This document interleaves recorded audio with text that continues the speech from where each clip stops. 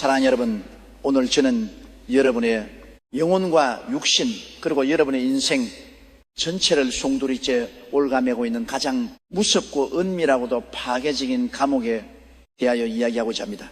이 감옥은 차가운 쇠창살로 만들어져 있지도 않고 총을 든 무서운 간수가 지키고 있지도 않습니다.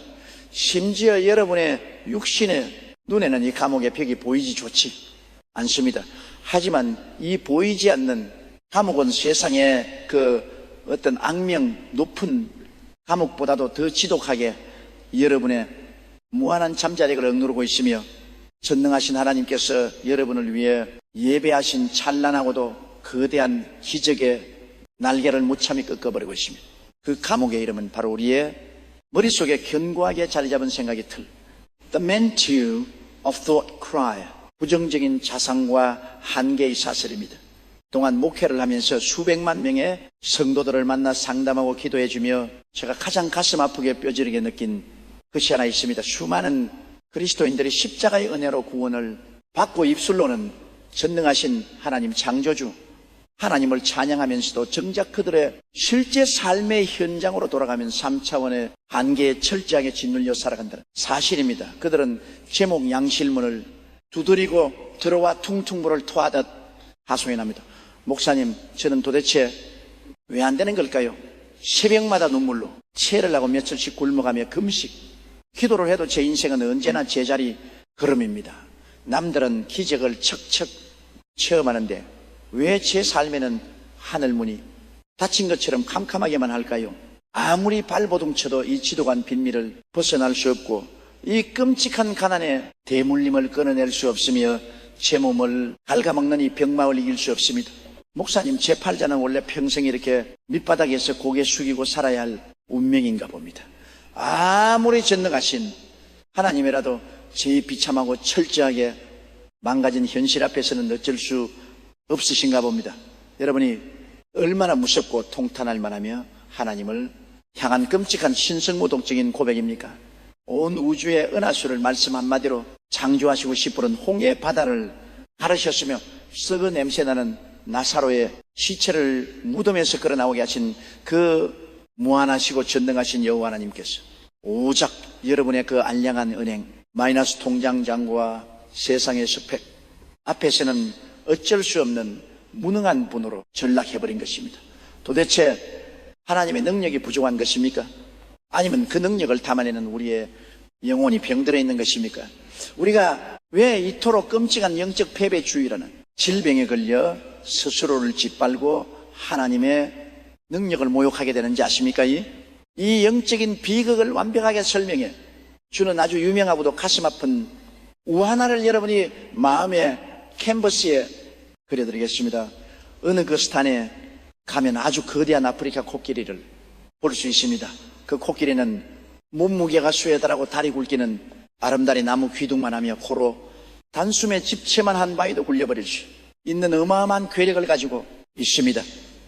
화가 나면 사자나 호랑이도 밟아 죽일 수 있는 동물의 왕입니다. 그런데 아주 놀랍고도 기괴한 광경이 펼쳐집니다.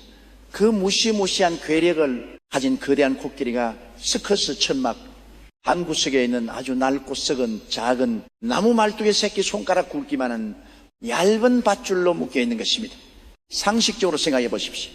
그 거대한 코끼리가 마음만 먹고 발을 한번 툭 차기만 해도, 아니 코로 튕기기만 해도 그 썩은 나무 말뚝은 산산조각이 나고 얇은 밧줄은 실밥처럼 끊어질 텐데 그 코끼리는 절대 그 말뚝 주변을 벗어나 도망치려 하지 않습니다. 그저 그 밧줄이 허용하는 반경 1만에서만 뱅글뱅글 맴돌며 무기력하게 서 있을 뿐입니다. 도대체 왜 이런 말도 안 되는 일이 벌어지는 것일까요? 코끼리 조련사들은 그 잔인하고도 슬픈 비밀을 이렇게 설명합니다. 스커스타는 코끼리가 태어난 지 얼마 안 된 아주 작고 연약한 새끼 코끼리 시절부터 훈련을 시작합니다. 요런사는 새끼 코끼 발목에 차갑고 굵은 강철 쇠사슬을 꽁꽁 묶고 그것을 땅속 깊이 밝힌 거대한 강철 말뚝에 단단히 메어 놓습니다.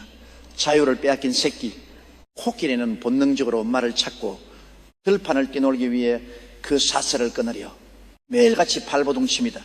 이리 뛰고 저리 뛰며 온 힘을 다해 몸부림을 칩니다. 사슬이 살을 파고들어 발목에서 붉은 피가 줄줄 흘러내려도 자유를 향한 몸부림을 멈추지 않습니다. 하지만 갓 태어난 새끼의 연약한 힘으로는 그 육중한 강철 말뚝을 도저히 뽑을 수 없습니다. 하루가 지나고 일주일이 지나고 한 달이 지나도록 뼈가 으스러지라 당겨 보지만 철컥거리는 쇠설 소리만 들릴 뿐 현실은 한치도 변하지 않습니다. 그 수백 수천 번의 빼픈 실패와 좌절 그리고 발목의 통증을 겪으면서 새끼 코끼리의 외리 속에는 마침내 아주 무섭고도 거대한 생각의 틀 하나가 형성됩니다. 이 줄은 내가 아무리 힘을 쓰고 피를 흘려도 절대 끊을 수 없는 거구나. 나는 이 말뚝을 절대로 벗어날 수 없는 운명이구나. 저항해 봤자 남만 아플 뿐이야. 그냥 포기하자. 시간이 흘러 10년 20년이 지났습니다.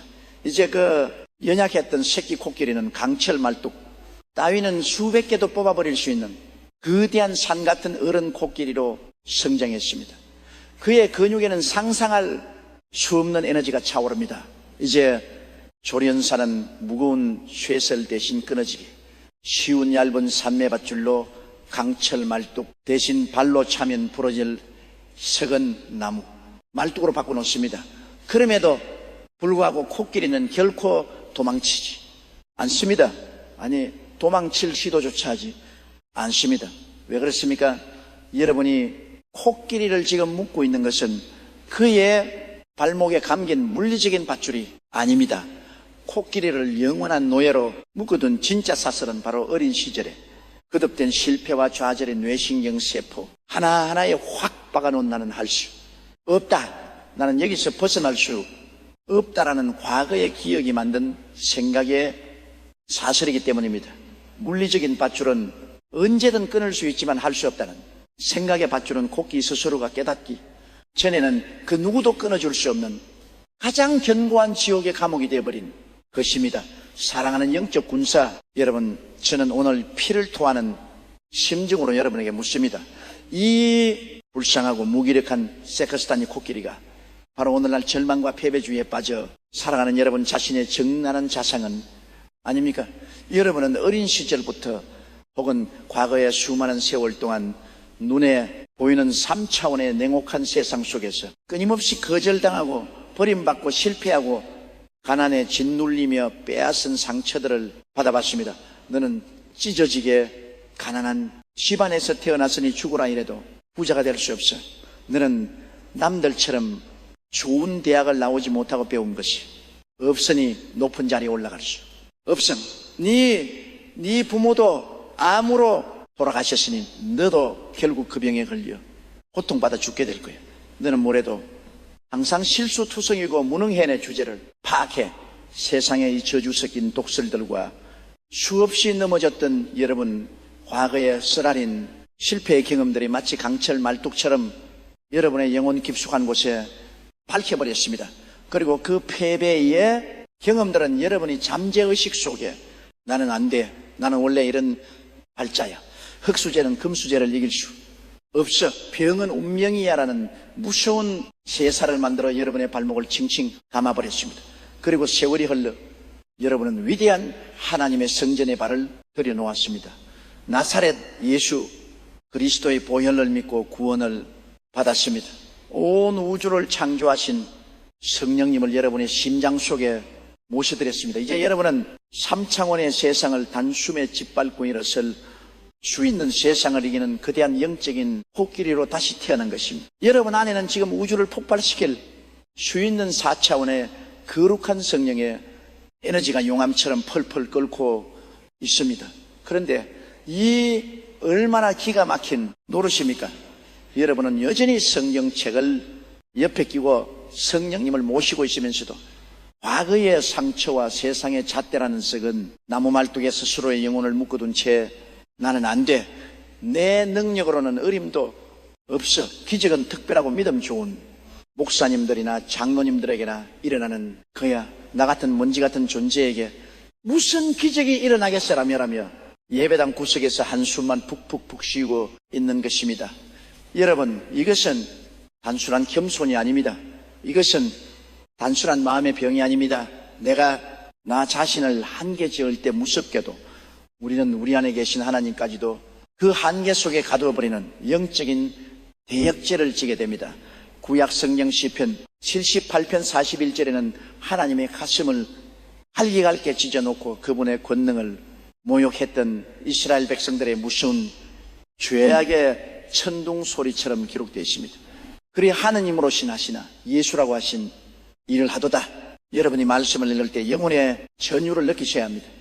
지조물에 불과한 호흡이 끊어지면 흙으로 돌아갈 먼지 같은 인간이 어떻게 우주의 창조주이신 거룩하고 무한하신 하나님을 제한 리미트할 수 있단 말입니까? 어떻게 인간이 하나님의 능력을 막았을 수 있단 말입니까? 하나님의 능력이 유한해서 제한받으신 것이 아닙니다. 이스라엘 백성들은 자신들의 두 눈으로 하나님께서 애굽의 10가지 재앙을 내리시고 홍해를 육지처럼 가르시며 반석을 쳐서 강물 같은 생수를 내시는 그 어마어마한 우주적 권능을 똑똑히 목격했습니다. 그런데 그들이 광야에서 고기가 먹고 싶어지자 어떻게 말했는지 아십니까? 시편 78편 19절과 20절은 그들의 기막힌 반응을 폭로합니다. 그들이 하나님을 대적하여 말하기를 하나님이 광야에서 식탁을 베푸실 수 있으랴 보라.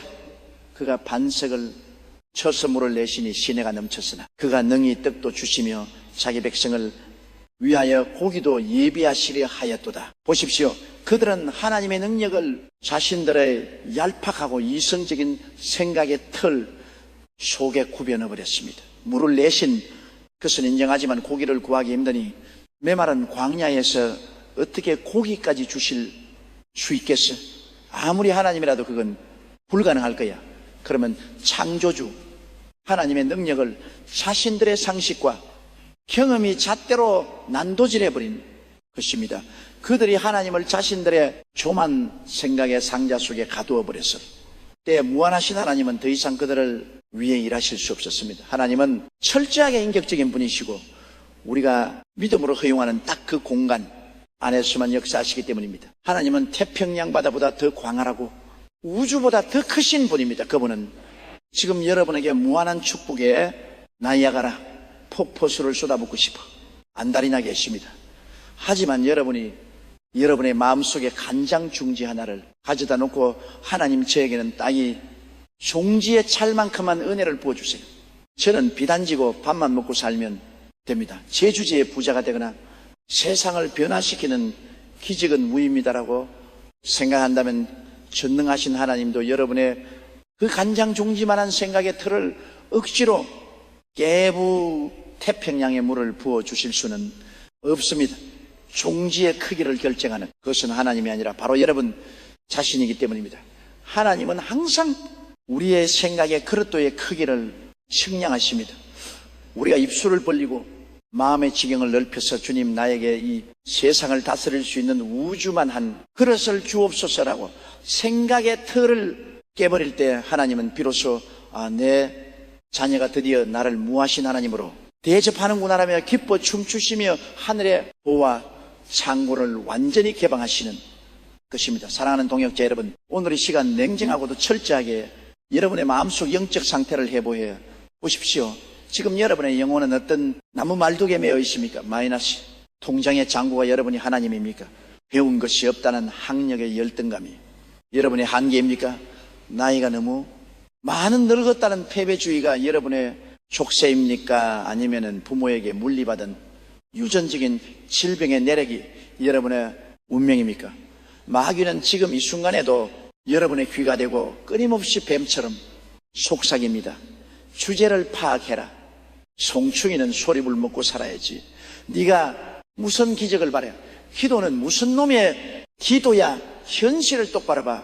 헛된 꿈을 꾸다가 더 비참하게 망할 뿐이야. 그냥 찌그러져 있어. 지금 당장 예수 그리스도의 이름으로 그 마귀의 새빨간 거짓말을 찢어버리십시오. 그 저주의 열 성령의 불로 태워버리십시오. 여러분은 송충이가 아닙니다. 여러분은 이 땅에서 구더기처럼 짓밟히다 죽을 존재가 아닙니다. 여러분은 골고다 언덕에서 나사렛 예수 그리스도께서 물과 피를 다 쏟아부어 그분의 생명값으로 지불하고 사들인 온 우주의 거룩한 상속자이며 왕같은 제사장들입니다. 여러분을 묶고 있는 그 말뚝은 강철이 아닙니다. 그것은 그저 한낱 마귀의 기만술이 여러분의 뇌신경 속에 쏘아 올린 허구의 환영에 불과합니다. 오늘 이 자리에서 당장 결단하십시오. 여러분의 매래를 꽉 쥐고 있는 그 거짓된 한계의 밧줄을 성령의 검으로 단숨에 끊어버리시기를 예수의 이름으로 축원합니다. 여러분의 가슴을 펴고 영의 눈을 들어 4차원의 하늘을 우러러보며 사자처럼 포효하십시오. 나는 차원의 환경과 과거의 상처에 지배받는 노예가 아니다. 내 안에는 온 우주를 지으신 무한하신 창조주 하나님이 살아 숨쉬고 계신다. 나는 예수 안에서 한계가 없는 무한한 가능성의 존재다. 그렇다면 이토록 수십 년간 뼈르게 굳어져 버린 패배주의와 메뚜기 같은 열등감을 어떻게 우리 영혼의 밑바닥 뿌리부터 송두리째 뽑아내어 소각할 수 있을까요? 도대체 어떻게 해야 우리의 영적 수용력 스피셜 카시티를 무한대로 확장시켜 하나님이 예배하신 그 거대한 기적의 폭포수를 남김없이 담아낼 수 있을까요? 이어지는 제장에서는 우리의 생각을 가두는 가장 무서운 영적 질병인 메뚜기 콤플렉스의 실체를 해부하고 그 병을 완전히 박살낸 뒤인들을 밥으로 삼아 씹어먹었던 여호수아와 갈렙의 위대한 영적 도약의 비밀을 파헤쳐 보겠습니다. 여러분의 영혼의 감옥문이 굉음을 내며 열리고 무한한 4차원의 영광 속으로 빨려 들어갈 준비를 하십시오. 기적은 이미 시작되었습니다. 할렐루야. 사랑하는 여러분, 제1장의 시간을 통해 우리는 무한하신 창조주 하나님을 가두어 버리는 세상에서 가장 끔찍하고도 견고한 감옥이 바로 우리 자신의 생각의 틀이라는 것을 뼈저리게 깨달았습니다. 거스단의 코끼리처럼 과거의 상처와 현실의 한계라는 조그만 썩은 나무 말뚝에 묶여 스스로 비상의 날개를 꺾어버린 채 한숨 쉬며 살아가는 우리의 적나하고도 비참한 영적 현주소를 직시했습니다. 이제 우리는 이 썩어 빠진 말뚝을 우리 영혼의 밑바닥에서부터 완전히 뽑아내고 옹졸했던 우리의 영적 수용력, 스피리얼 시티얼 무한대로 확장하는 치열한 영적 수술실로 들어가야 합니다. 이를 위해 저는 오늘 성경의 역사 속에서 인간의 생각의 틀이 한민족 전체의 운명을 어떻게 완벽하게 파멸시켰는지, 그리고 정반대로 그 생각의 틀을 박살낸 두 사람이 어떻게 상상을 초월하는 기적의 역사를 창조했는지를 보여주는 가장 소름 끼치고도 위대한 사건 하나를 여러분의 눈앞에 펼쳐 보이겠습니다. 이 사건은 수천 년 전 중동 사막의 옛날 이야기가 아닙니다. 이것은 바로 오늘 이 시간 여러분의 가정과 직장과 마음속에서 벌어지고 있는 가장 생생한 영적 전쟁의 축소판입니다. 바로 구약 성경 민수기 13장과 14장의 핏빛으로 기록된 가데스반의 비극입니다. 이스라엘 백성들의 출애굽 여정을 머릿속으로 상상해 보십시오. 그들은 무려 400년 동안 애굽 이집트에서 짐승만도 못한 노예 생활을 하며 채찍에 맞고 벽돌을 굽던 자들이었습니다. 그러나 하나님께서는 그들의 부르짖음을 들으시고 모세를 통해가지의 끔찍한 재앙으로 애굽의 심장부를 박살내셨습니다.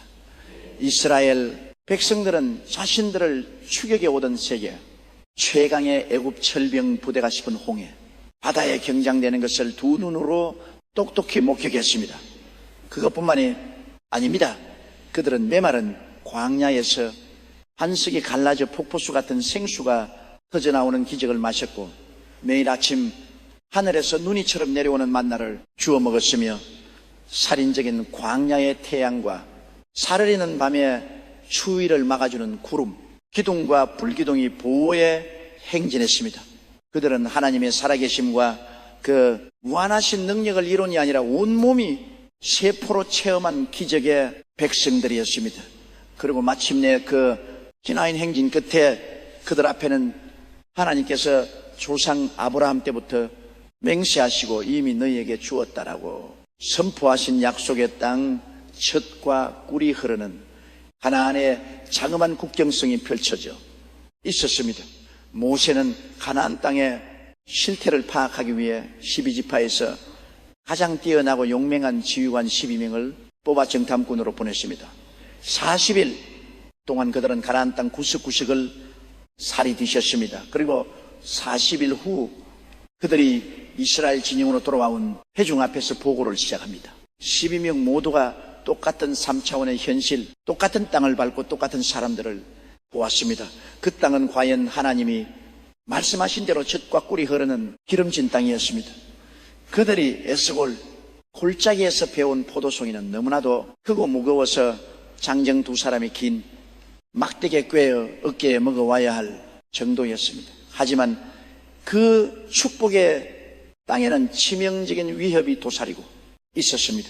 그곳에는 하늘을 찌를 듯한 견고한 성벽이 있었고 무엇보다 그 성 안에는 골리앗의 조상적인 무시무시한 그인족 아악 자손 아나킴들이 철병거를 치고 그 땅을 지키고 있었습니다. 보호를 듣기 위해 모여든 수백만 명의 이스라엘 백성들은 숨을 죽였습니다.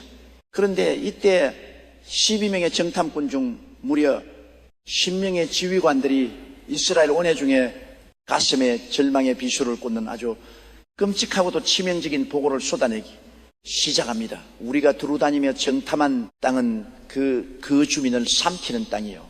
거기서 본 모든 백성은 신장이 장대한 자들이며 거기서 네피림 후손이 난 자손의 거인들을 보았나니 우리는 스스로 보기에도 메뚜기 같으니 그들이 보기에도 그와 같았을 것이니라. 민수기 13.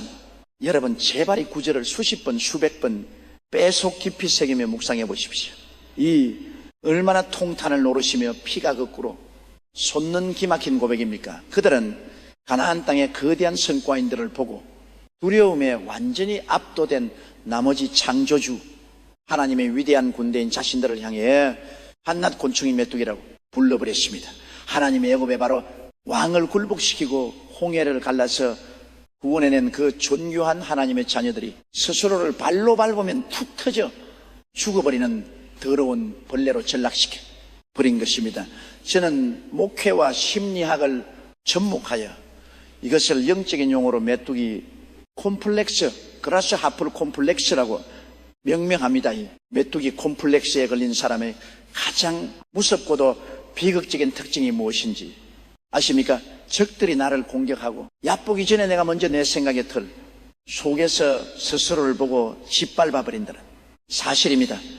성경의 기록을 아주 정확히 보십시오. 가나안의 거인들이 이스라엘 백성들을 향해 야 이벌레 같은 놈들아 너희들은 메뚜기다라고 손가락질하며 조롱한 적이 단 한 번도 없습니다. 그들은 싸워보지도 않았습니다. 거인들은 이스라엘의 존재조차 제대로 몰랐을 수 있습니다. 그런데 10명의 정탐꾼들은 3차원의 거대한 장벽 앞에서 지뢰 겁을 먹고 우리가 스스로 보기에도 우리는 메뚜기다. 그러니 저희들이 보기에도 우리는 분명 메뚜기일 것이다 라며 스스로 자신의 정체성의 사형 선고를 내려버린 것입니다. 스스로를 곤충으로 여기는 자는 결국 곤충처럼 남의 발밑에 짓밟아 죽게 됩니다. 이것은 연계의 절대 법칙입니다. 20년에 정당꾼들의 입에서 흘러나온 그 썩어 빠진 생각에 들이지독한 부정적인 전염병은 흑사병보다도 훨씬 더 빠른 속도로 이스라엘 온 진영을 덮쳐버렸습니다. 그날 밤 수백만 명의 백성들은 땅을 치고 옷을 찢으며 밤새도록 통곡했습니다. 그들은 모세와 아론을 향해 돌을 던지려 하며 하나님을 향해 진를 해댔습니다. 우리가 애굽 땅에서 죽었거나 이 광야에서 죽었으면 좋았을 것은 어찌하여 여호와가 우리를 그 땅으로 인도하여 칼에 쓰러지게 하려 하는가? 우리 처자가 사로잡히리니 차라리 애굽으로 돌아가는 것이 낫지 아니하리라. 민수기 143. 이들은 가나안 땅에 거인들의 칼에 찔려 죽은 것이 아닙니다. 그들은 자신들의 입술에서 쏟아낸 부정적인 생각의 칼에 스스로 찔려 자살하고 만 것입니다. 하나님은 젖과 꿀을 산더미처럼 예비해 놓으셨지만 이스라엘 백성들의 생각에 그래도 너무나도 옹졸하고 썩어 문드러져서 그 거대한 축복을 도저히 담아낼 수가 없었습니다. 그 결과가 어떻게 됐습니까? 하나님은 분노하셨고 그들의 끔찍한 입술의 고백대로 역사하셨습니다. 너희 말이 내 귀에 들린 대로 내가 너희에게 행하리라. 결국 불평하고 원망했던 이스라엘의 1세대 20세 이상의 성인 남녀 수십만 명은 약속의 땅 가나안에 단 한 발자국도 들어놓지 못한 채 40년 동안 뜨거운 모래바람에 부는 광야를 미친 듯이 방황하다가 저는 시체로 낚굴게 되었습니다. 축복이 없어서 망한 것이 아니라 생각의 틀이 깨지지 않아서 망한 것입니다. 하지만 사랑하는 여러분, 그 치역 같은 절망의 밤 3차원의 거대한 두려움이 온 백성의 영혼을 시공창으로 끌고 들어가고 있을 때 이 저주받은 메뚜기 콤플렉스를 갈게 찢으며 사자처럼 우렁차게 포효하며 뛰쳐나온 두 명의 위대한 영적 거인이 있었습니다. 바로 눈의 아들 여호수아, 저시아와 여분네의 아들 갈렙 케렙입니다. 이 두 사람도 똑같이 40일 동안 그 가나안 땅을 했습니다. 똑같이 구름을 뚫을 듯한 거대한 성벽을 보았고 똑같이 산만한 덩치를 가진 안자손의 거인들을 보았습니다. 똑같이 철병거의 무서운 위력을 목격했습니다. 하지만 원망하는 이스라엘 백성들을 향해 자신의 옷을 찢으며 달려나온 그들의 입에서는 신명의 정탐꾼과는 완전히 차원이 다른 4차원의 위대한 진리가 피를 토하듯 쏟아져 나왔습니다. 우리가 두루다니며 정탐한 땅은 심히 아름다운 땅이라 여호와께서 우리를 기뻐하시면 우리를 그 땅으로 인도하여 들으시고 그 땅을 우리에게 주시리라. 이는 과연 젖과 꿀이 흐르는 땅이니라. 다만 여호와를 거역하지는 말라. 또 그 땅 백성을 두려워하지 말라. 그들은 우리의 먹이라. 그들이 보호자는 그들에게서 떠났고 여호와는 우리와 함께 하시느니라.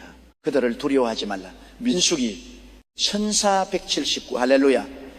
여러분이 전율을 뚫고 나오는 온몸의 솜토를 주석에 만드는 갈렙의 사자우를 들어보십시오.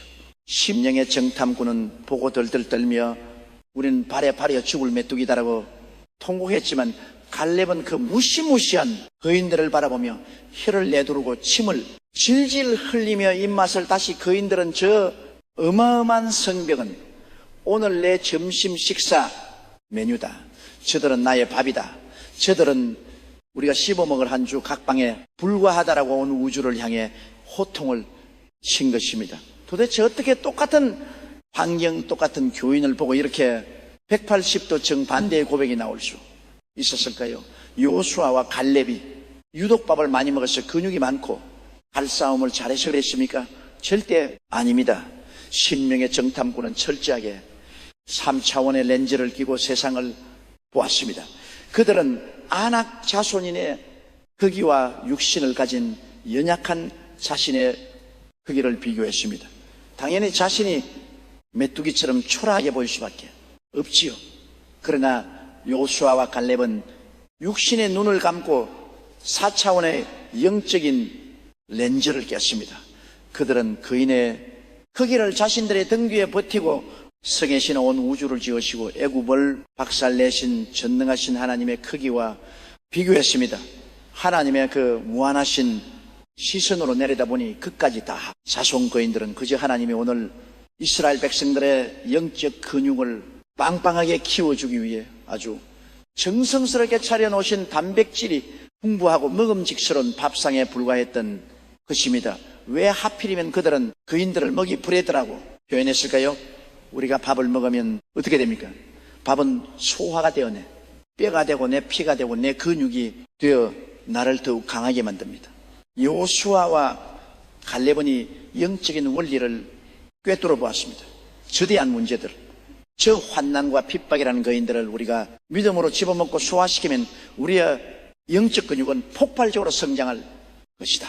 저들은 나를 죽이러 온 자들이 아니라 나를 강하게 만들기 위해 하나님이 배달시켜 주신 도시락이다. 사랑하는 4차원의 영적 군사 여러분, 저는 오늘 여러분의 영혼을 강하게 흔들어 깨우며 묻습니다. 지금 여러분의 눈앞에 버티고 서 있는 가나안의 거인은 도대체 무엇입니까? 매달 숨통을 조여오는 수억 원에 감당할 수 없는 빚입니까? 의사가 고개를 지으며 내민 말기, 암이라는 절망적인 진단서입니까? 도저히 회복될 기미가 보이지 않는 산산조각 난 부부 관계입니까? 자식들의 빗나간 방황입니까? 아니면 아무리 이력서를 넣어도 도저히 뚫을 수 없는 세상의 거대한 취업의 생명입니까? 그 거대한 현실의 문제 앞에서 여러분은 지금 밤마다 베개를 눈물로 적시며 이렇게 기도하고 계시진 않습니다. 하나님, 저는 아무 힘도 없고 백도 없는 불쌍한 메뚜기입니다. 세상에 거인이 저를 발버려 합니다. 저는 이 비절이 질병을 넘을 수 없습니다. 제 인생은 여기서 끝났습니다. 저는 망했습니다. 만약 여러분이 입술로 이렇게 불평하고 있다면 여러분은 지금 하나님의 가슴을 십자가의 못보다 더 날카롭게 찢어놓고 있는 것입니다. 스스로 광야의 모래밭에 들어갈 자신의 무덤을 열심히 파고 있는 것입니다. 마귀는 여러분이 스스로를 불쌍한 메뚜기라고 부르며 주지앉을 때 지옥의 밑바닥에서 가장 통쾌하게 박장대소합니다. 옳지, 잘한다, 내가 손을 대기도 전에 알아서 짓발려 죽어주는구나. 오늘 이 시간 나사렛 예수 그리스도의 이름으로 명하노니 여러분의 뇌신경과 영혼 세포의 찰그머리처럼 들러붙어 있는 그 끔찍한 메뚜기 콤플렉스를 성령의 활타오르는 불로 남김없이 태워버리시기를 바랍니다. 여러분을 짓노르는 그 나약하고 비겁한 생각의 틀을 망치로 산산조각 내십시오. 조그만 간장 종지 같은 사고방식을 발로 차버리고 태평양 바다처럼, 아니 우주 전체를 담아낼 수 있는 거대한 영적인 그릇을 준비하십시오. 해상 같은 빈미가 여러분이 숨을 막고 진노를 위합니까? 방구석에 숨어서 도망치지 말고 당당하게 문을 열고 나가 그 빛이여 거인을 정면으로 노려보며 갈렙처럼 입맛을 다시며 보유하십시오. 이 가난의 거인아이, 더러운 마귀의 앞잡이야, 너는 나를 메뚜기로 만들 수 없다. 너는 오늘 내 영적인 식사 메뉴다. 너는 나를 짓밟으러 온 것이 아니라 하나님께서 나를 억만장 거부 주로 훈련시키기 위해 준비하신 영적 트레이닝 코스일 뿐이다. 너는 예수의 이름 앞에 무너져 내릴 나의 바삭바삭한 밥이다. 내가 너를 씹어 삼켜버리겠다. 의사의 절망적인 사형, 선거가 담긴 진단서가 여러분의 손에 들려 있습니까? 그 종이 쪼가리 앞에서 울지 마십시오. 그 진단서를 갈게 찢어버릴 듯이 금어지고 갈렙은 심장으로 하늘을 향해 외치십시오. 이 불치병의 거인아, 너는 내 몸을 지배할 수 없다. 내 몸은 성령의 전이다. 여호와께서 나와 함께 하시니 이 질병은 나의 믿음의 크기를 만취하여 증명할 위대한 간증의 재료요, 내가 맛있게 먹어 지울 나의 밥이다. 예수 그리스도의 채찍에 맞으신 공로로 명하노니 더러운 병만은 내 몸에서 당장 떠나가라. 우리 믿는 무한하신 하나님은 자신의 생각의 창문을 우주를 향해 활짝 열어주고 주님이 세상의 모든 축복과 기적을 다 부어주셔도 제가 남김없이 담아내겠습니다라고 담대하게 외치는 영적 거인에게 찾아가십니다. 여러분의 생각의 그릇이 커지면 커질수록 3차원의 거인들은 좁쌀만큼 작아져서 한낱 곤충처럼 보이게 될 것입니다. 여러분이 밥상을 지배하는 자가 될 것입니다. 자, 이제 징그럽고 비참했던 메뚜기의 허물을 완전히 벗어던지고 세상을 호령하는 4차원의 영적 거인으로 다시 태어난 위대한 여러분, 하지만 우리의 이 놀랍도록 확장된 생각을 영원히 유지하기 위한 치열한 훈련은 오늘 단 하루의 뜨거운 결심만으로 끝나지 않습니다. 마귀는 내일 아침 여러분이 눈을 뜨자마자 또다시 여러분의 생각의 틈바구니로 비집고 들어와 패배와 절망의 가라지를 뿌리려 살아갈 것이기 때문입니다. 그렇다면 매일매일 우리를 덮쳐오는 이 세상의 부정적인 오물들을 어떻게 4차원의 에너지로 씻어내고 우리의 영혼을 귀적의 주파수의 14시간 내내 완벽하게 동기화시킬 수 있을까요?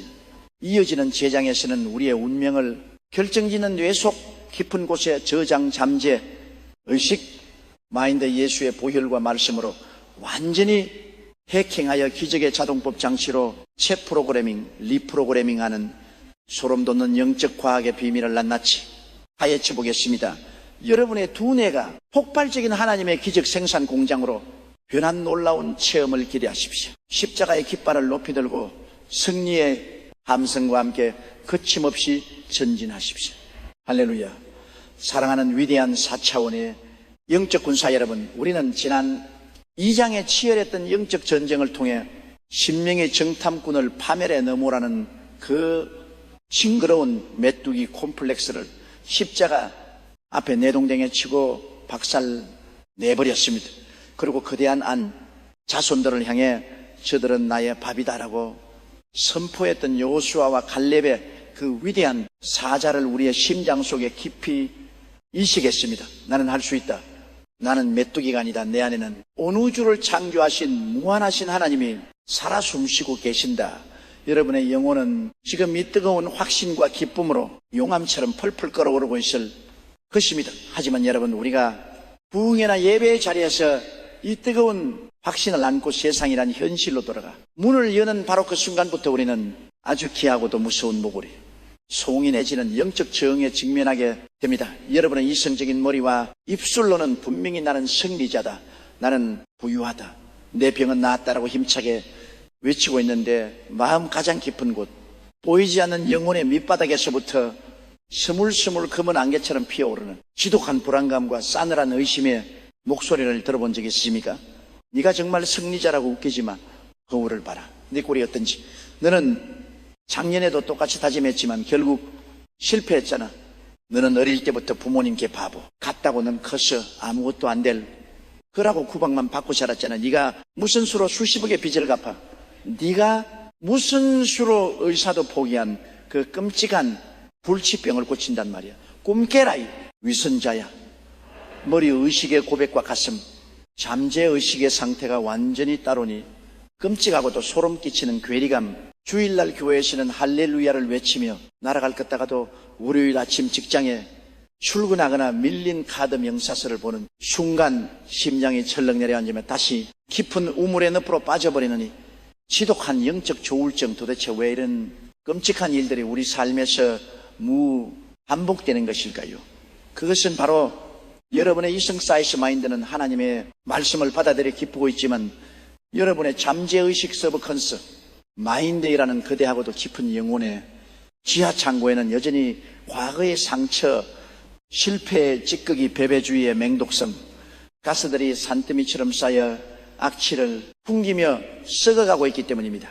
현대 심리학자들과 뇌과학자들의 연구에 따르면 인간의 마음은 거대한 빙산과도 같다고 합니다. 우리가 평소에 인지하고 생각하고 결단한 의식의 수행은 바다 위로 살짝 드러난 빙산의 일각인 10%에 불과합니다. 반면 바다 수면 아래 거대하고 시끄럽게 숨겨져 있는 나머지 90%의 어마어마한 얼음덩어리가 바로 잠재의식입니다. 이 잠재의식은 참으로 무섭고도 경이로운 저장소입니다.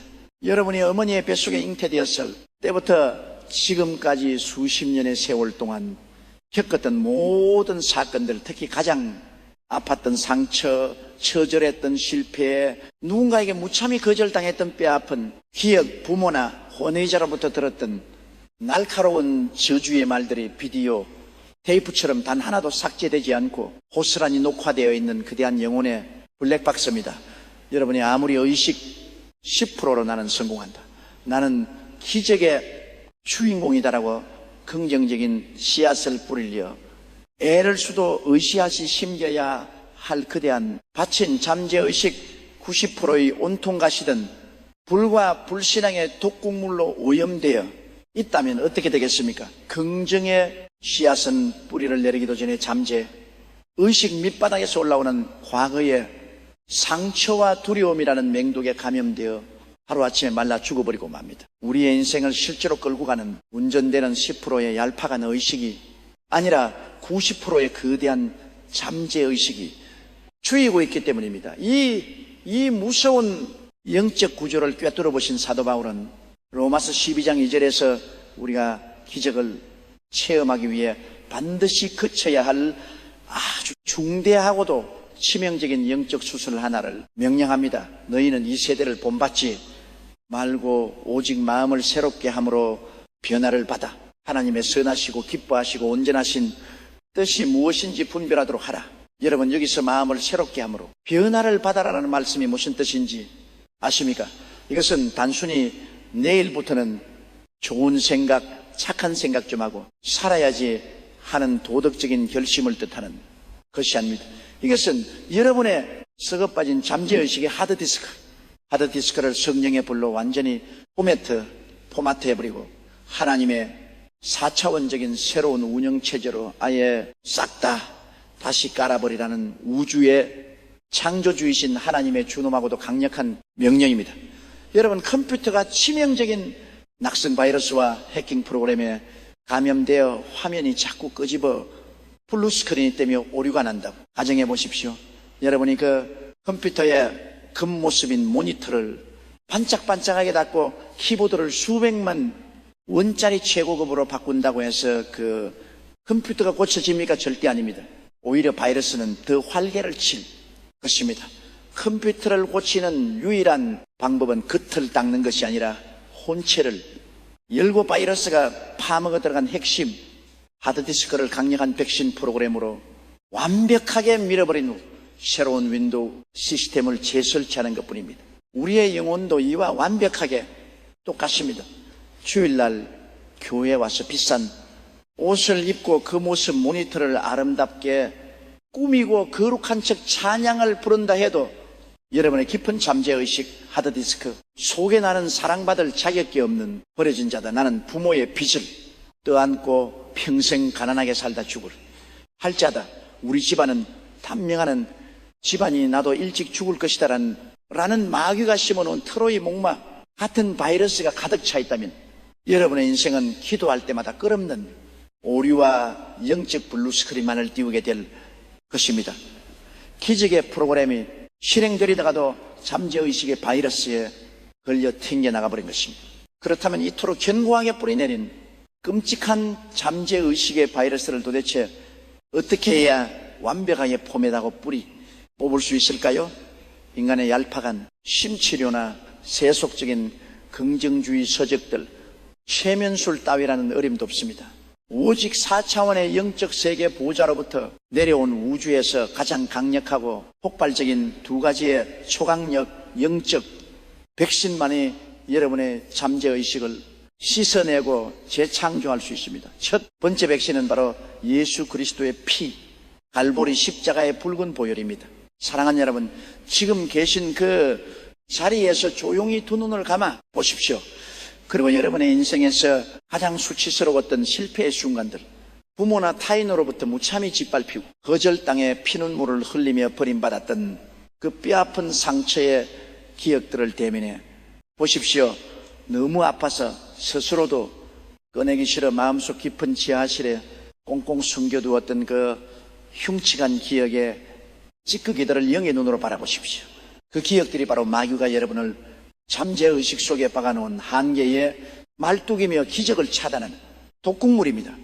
이제 믿음의 눈을 들어 전 골고다 언덕 위에서 양손과 양발에 대못이 밝히고 머리에 가시관을 쓰신 채물과 피를 남김없이 쏟아붓고 계신 예수 그리스도의 십자가를 우러러 보십시오. 그 십자가에서 뚝뚝 떨어지는 뜨거운 예수님의 보혈이 지금 이 순간 시공간을 초월하여 여러분의 머리끝부터 발끝까지, 그리고 여러분의 영혼의 지하 창고인 잠재, 의식 깊은 곳까지 폭포수처럼 쏟아져 내리는 것을 생생하게 상상하십시오. 그리고 입술을 열어 나사렛 예수의 권세로 벼락치듯 선포하십시오. 나사렛 예수 그리스도의 이름으로 명하노니 내 어린 시절에 받은 상처와 학대의 기억들, 지독한 가난과 실패가 남긴 열등감의 찌꺼기들, 나를 옥죄는 모든 두려움의 파일들은 지금 이 시간 예수 그리스도의 붉은 피로 완벽하게 덮일지어다.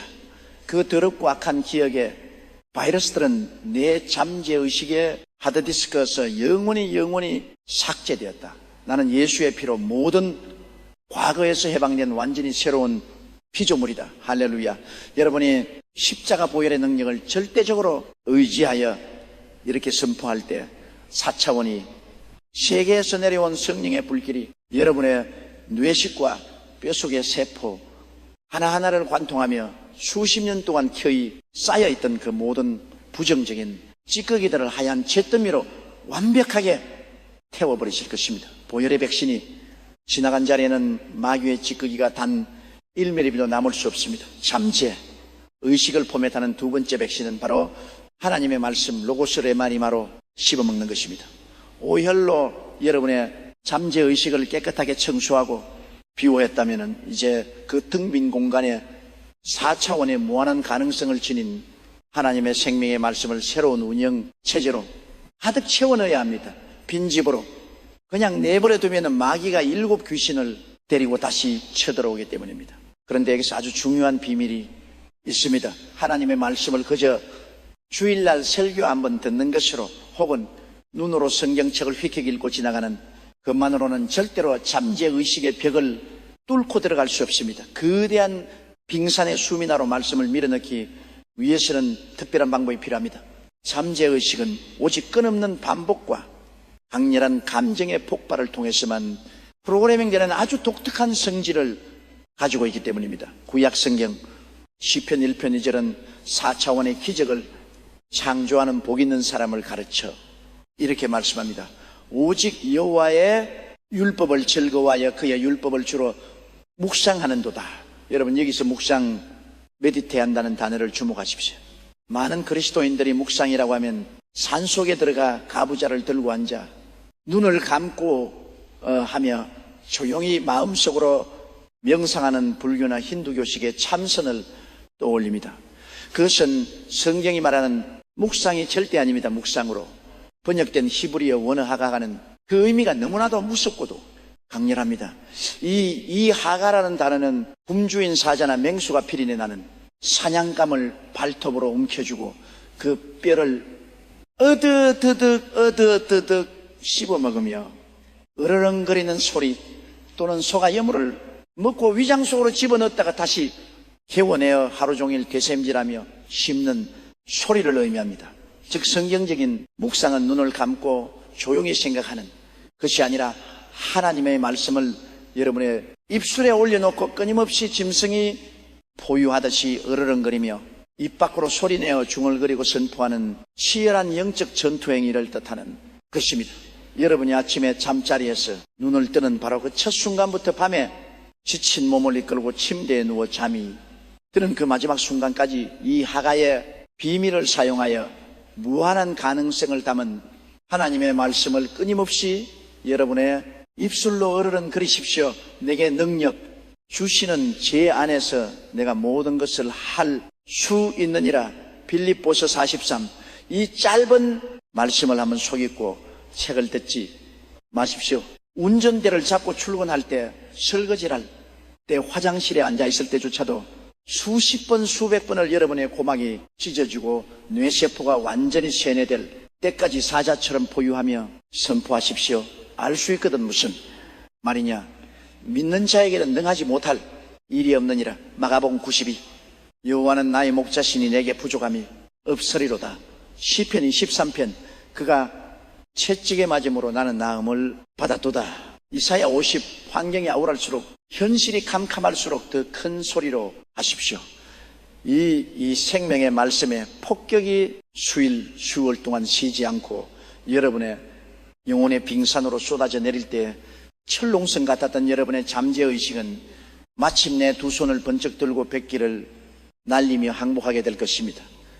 나는 평생 패배자인 줄 알았는데 내 주인이 아침부터 밤까지 온 우주의 창조주 하나님의 말씀으로 나는 할 수 있다. 나는 다 나왔다. 나는 부요하다라고 폭탄을 터뜨리니 나는 승리하는 존재구나. 그인들을 뼈에 씹어 먹는 정복자구나. 의식의 고백과 잠재, 의식의 상태가 하나님의 말씀으로 완벽하게 일치되고 동기화되느니 영광스럽고도 위대한 순간 여러분의 생각의 틀은 우주를 품을 만큼 무한대로 확장됩니다. 그때부터는 여러분이 억지로 머리를 치우지 않으며 기적을 미더리어 쓰고 용을 쓰지 않아도 됩니다. 능력의 운영체제로 새롭게 범했던 여러분의 잠재의식 스스로가 24시간 내내 자면서도 4차원의 엄청난 기적과 부요와 건강의 에너지를 강력한 자석처럼 끌어당기는 영적 자동항법, 장치 오토일러트로 미친 듯이 작동하게 될 것이기 때문입니다. 사랑하는 기적의 주인공, 여러분 더 이상 마귀가 파놓은 과거의 쓰레기 대접 되며 시간을 낭비하지 마십시오. 예수의 피로 잠재의식을 세탁하고 말씀의 금으로 무한한 미래를 조각해 내십시오. 여러분의 잠재의식은 이제 하나님의 위대하고 찬란한 꿈이 무럭무럭 자라나는 가장 거룩하고 비옥한 4차원의 에덴 동산으로 완벽하게 변모했습니다.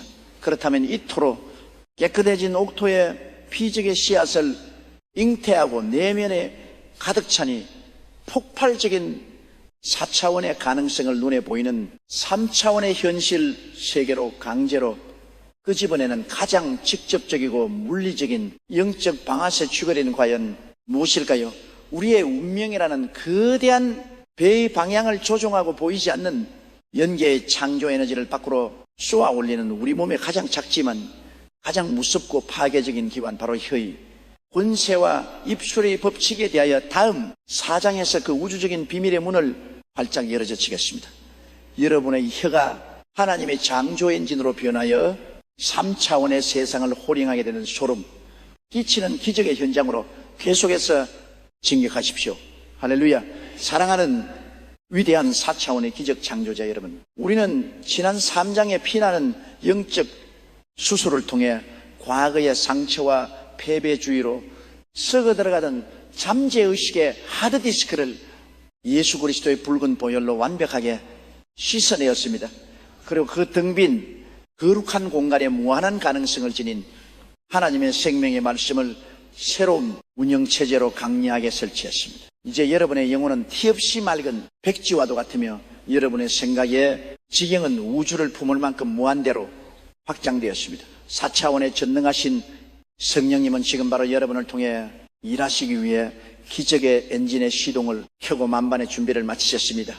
그런데 여러분, 이처럼 내면의 완벽한 영적 준비를 마쳤음에도 불구하고 이 엄청난 하나님의 가능성을 눈에 보이는 3차원의 물질 세계로 출력 아웃풀을 해내는 마지막 관문에서 수많은 성도들이 자신의 손으로 기적의 메인 스위치를 뚜꺼버리는 너무나도 어처구니 없고 끔찍한 범죄를 저지르고 맙니다.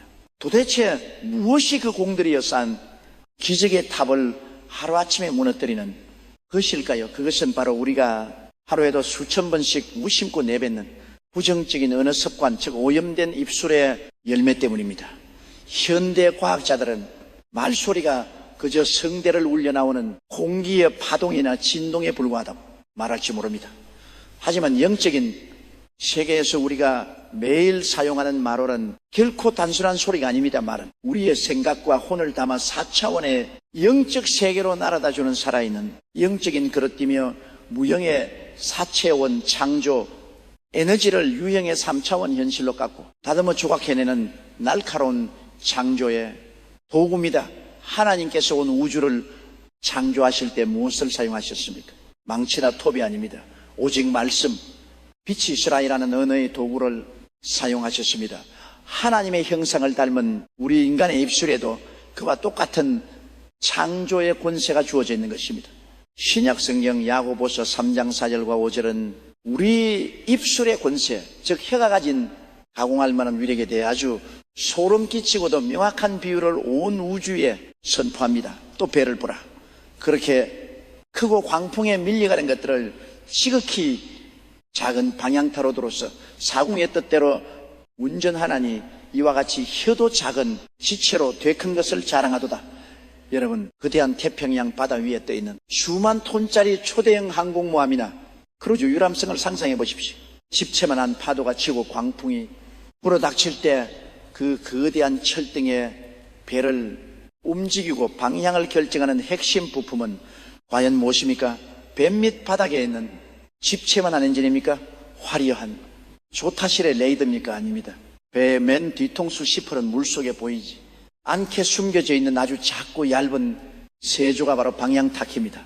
조타실에 선선장이 그 조그만 방향타를 왼쪽으로 단 1도만 돌리면 수만 톤의 거대한 배가 뱃일을 돌려거선 파도를 뚫고 왼쪽으로 나갑니다. 오른쪽으로 돌리면 오른쪽으로 갑니다. 만약 그 거대한 배의 엔진이 아무리 강력하고 성능이 뛰어나다 할지라도 그 배의 방향타가 파멸의 암초를 향해 고정되어 있다면 어떻게 되겠습니까?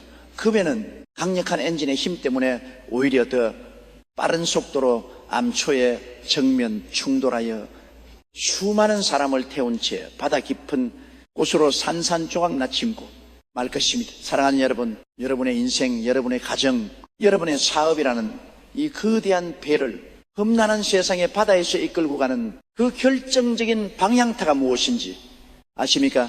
그것은 여러분의 통장, 잔고도 아니요, 여러분의 학벌도 아니요, 여러분의 인맥도 아닙니다. 여러분의 운명을 좌우하는 유일한 방향타는 바로 여러분의 코 밑에부터 있는 조그맣고 축한 3인치짜리 살점, 바로 혁의입니다.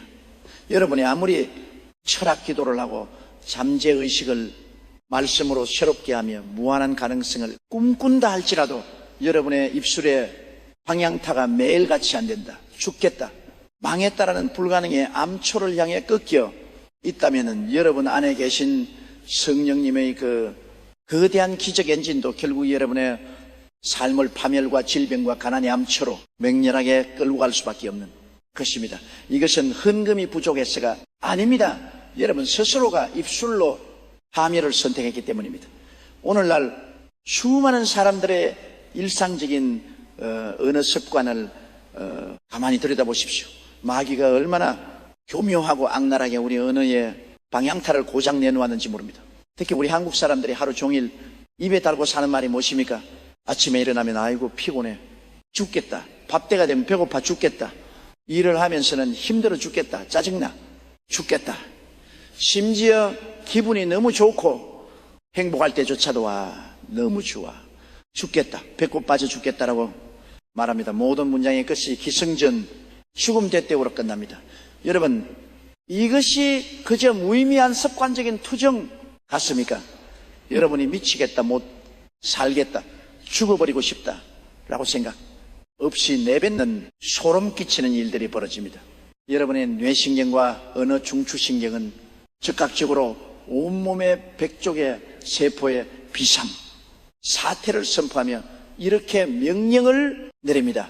명령하단 우리 주인이 지금 죽고 싶단다. 모든 면역세포는 활동을 멈추고 파업을 시작하라.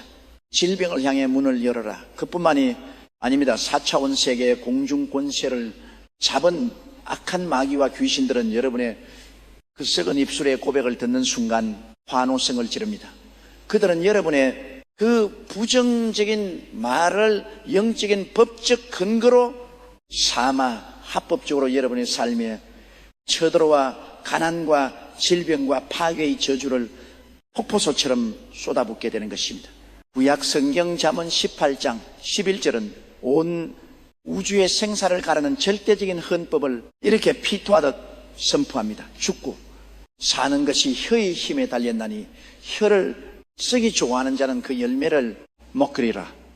Death and life are in the power of 여러분이 말씀이 옛날 사람들의 과장된 농담으로 들리십니까? 아닙니다. 이것은 여러분의 목숨줄을 쥐고 있는 피 묻은 진리입니다. 무한한 가능성의 세계로 들어가기 위해 기적의 주인공이 되기 위해 여러분이 오늘 밤 당장 치어야 할 가장 처절하고 비틀어지는 전투는 바로 여러분의 영혼의 사전에서 불가능, 절망, 죽음이라는 단어를 완전히 돌려내는 입술의 혁명입니다. 이제 여러분의 입술을 무한하신 하나님의 스케일에 맞게 완전히 튜닝 하십시오. 4차원의 영성을 소유한 자, 성령의 인침을 받은 자예요. 입술에는 결코 나는 할 수 없다, 상황이 너무 힘들다, 이제 포기해야겠다라는 3차원의 쓰레기 같은 패배의 단어가 일면함도 존재해서 안 됩니다. 세상 환경이 아무리 여러분의 목을 억지어도 지갑에 단도만은 한 장 남아있지 않아도 빚쟁이들이 대문을 두드려도 몸은 병들어 중환자실 침상에 누워 산소 호흡기를 꽂고 있을지라도 여러분의 입술의 방향타는 반드시 기코 무조건 생명과 기적과 승리의 한고를 향해 꺾여 있어야만 합니다. 사업의 부도 위기 앞에서 벼랑 끝에서 있습니까? 두려움의 사시나무 떨듯 떨며 입술을 열지 마십시오. 오히려 피가 나도록 입술을 깨물고 방향타를 억지로 돌리십시오. 아이고 우리 회사는 이제 끝났다, 망했다라고 통하지 말고 텅 빈 사무실 한가운데 서서 이렇게 사자를 도하십시오. 할렐루야. 인간의 끝은 하나님의 위대한 시작이다. 경제적 위기는 하나님께서 내 사업에 지경을 배천배로 넓히시려는 위대한 변장된 축복이다. 나사렛 예수의 이름으로 명하노니 가나안의 귀신은 떠나가고 하늘의 창고는 열릴지어다. 나는 반드시 그 부로 일어선다. 여러분의 뱃속으로 나는 사랑하는 자녀가 낚아고 가정이 산산조각날 위기에 처했습니까? 남편과 아내를 향해 사대질하며 저수 때문에 내가 못하. 살아. 내 인생은 내 때문에 망했으라고. 저주의 독화살을 쏘지 마십시오. 그 화살은 결국 여러분의 심장에 꽂힙니다. 무릎을 꿇고 눈물을 삼키며 방향을 기적을 향해 돌리십시오. 우리 가정은 십자가 예수의 피를 완벽하게 덮였다. 내 남편은 변화되어 하나님의 거룩한 영적 제사장이 될 것이다. 내 엇나간 자녀는 하나님이 마지막 시대에 크게 쓰실 위대한 도구로 훈련받는 중이다. 나는 지금 육신의 눈으로 보이지 않는 성령 안에서 우리 가정이 완벽하게 회복되고 축복받은 것을 확실히 믿고 선포한다. 제가 서대문에서 세계 최대의 교회를 처음 개척할 당시의 일입니다. 저는 지독한 폐결핵 말기 환자였고 약살돈, 조 없는 찢어지게 가난한 천막교회, 비쩍 마른 전도사에 불과했습니다. 기침을 할 때마다 씨뿔피서리가 쏟아져 나왔습니다. 어느 날 우연히 저를 본 동네 사람들과 신학교 동기들이 저에게 꿈이 뭐냐고 비웃으며 물었습니다. 그때 저는 앙상하게 뼈만 남은 갈비뼈를 움켜쥐고 입가에 흐르는 피를 닦아내며 하늘을 향해 이렇게 미친 듯이 외쳤습니다. 나는 세계에서 제일 큰 교회를 세울 것입니다. 나는 완벽하게 건강해져서 전 세계를 누비며 수천만 명에게 복음을 전하는 하나님의 위대한 종이 될 것입니다. 사람들은 저를 보고 미쳤다고 손가락질했습니다. 죽어가는 폐병이여 허황된 헛소리라고 조롱하며 침을 뱉었습니다. 그러나 여러분, 저는 사람들의 비웃음과 차가운 현실의 고통 앞에서도 결코 제 입술에 방향탄을 빼앗기지 않았습니다. 저는 3차원의 절망적인 현실, 죽음의 냄새가 진동하는 그 철막 속에서 홀로 4차원의 생명과 무한한 가능성에 은음한을 미친 사람처럼 뱉어냈습니다. 그리고 수십 년이 지난 지금 어떻게 되었습니까? 그 빛이 없는 입술로 토해내며 선포했던 그 무한의 언어는 단 한 글자도 땅에 떨어지지 않고 3차원의 현실 속에서 완벽하고도 거대하게 창조되었습니다. 죽어 같은 폐병쟁이는 전 세계를 누비는 봉사가 되었고 찢어진 천막은 만성도가 모이는 세계 최대의 교회로 역사 속에 우뚝 섰습니다. 할렐루야. 사랑하는 여러분, 하나님은 결코 그 어떤 환경 앞에서도 제한받지 않으십니다. 그동안 여러분 스스로가 여러분의 부정적인 입술로 하나님을 제한하고 기적의 문을 닫아버리고 있었을 뿐입니다. 이제 우리의 입술을 제단수불로 정결케 하고 여러분의 인생을 송두리째 바꿀 무한한 창조의 거대한 엔진 스위치를 켜립니다. 제가 지금부터 기적의 언어를 선창할 때는 여러분이 계신 그 방에서 그 지하철 안에서 그 사무실에서 최면을 다 집어던지고 여러분의 뱃속 가장 깊은 곳 영혼의 밑바닥에서부터 끌어올린 가장 큰 목소리로 뼈가 부서질 듯한 간절함을 담아 이 무한의 언어를 따라 외치십시오. 여러분을 짓누르던 환경이 릉 울리도록 틈을 노리던 마귀의 심장이 멀리도록 담대하게 선포하십시오. 음성톤을 폭발적으로 높여서 사자를 보하듯이 강력하게 나는 나사렛 예수 그리스도 안에서 완전히 새로운 피조물이다. 내 사전에는 불가능이란 단어는 없다. 나를 묶고 있는 3차원의 모든 가난과 질병과 한계는 예수의 이름으로 산산조각 났다. 나는 영혼이 잘된 가치범사에 잘되고 강건한 자다. 나는 축복을 나누어 주는 거부 지푸다. 나는 머리가 되고 결코 꼬리가 되지 않는다. 내게 능력 주시는 자 안에서 나는 모든 것을 능할 수 있느니라. 아멘. 아멘. 할렐루야. 위대한 영적 군사. 여러분이 눈물을 흘리며 방금 보여낸 그 폭발적인 창조의 언어들이 지금 이 순간 4차원의 연결을 거대하게 진동시키고 있습니다.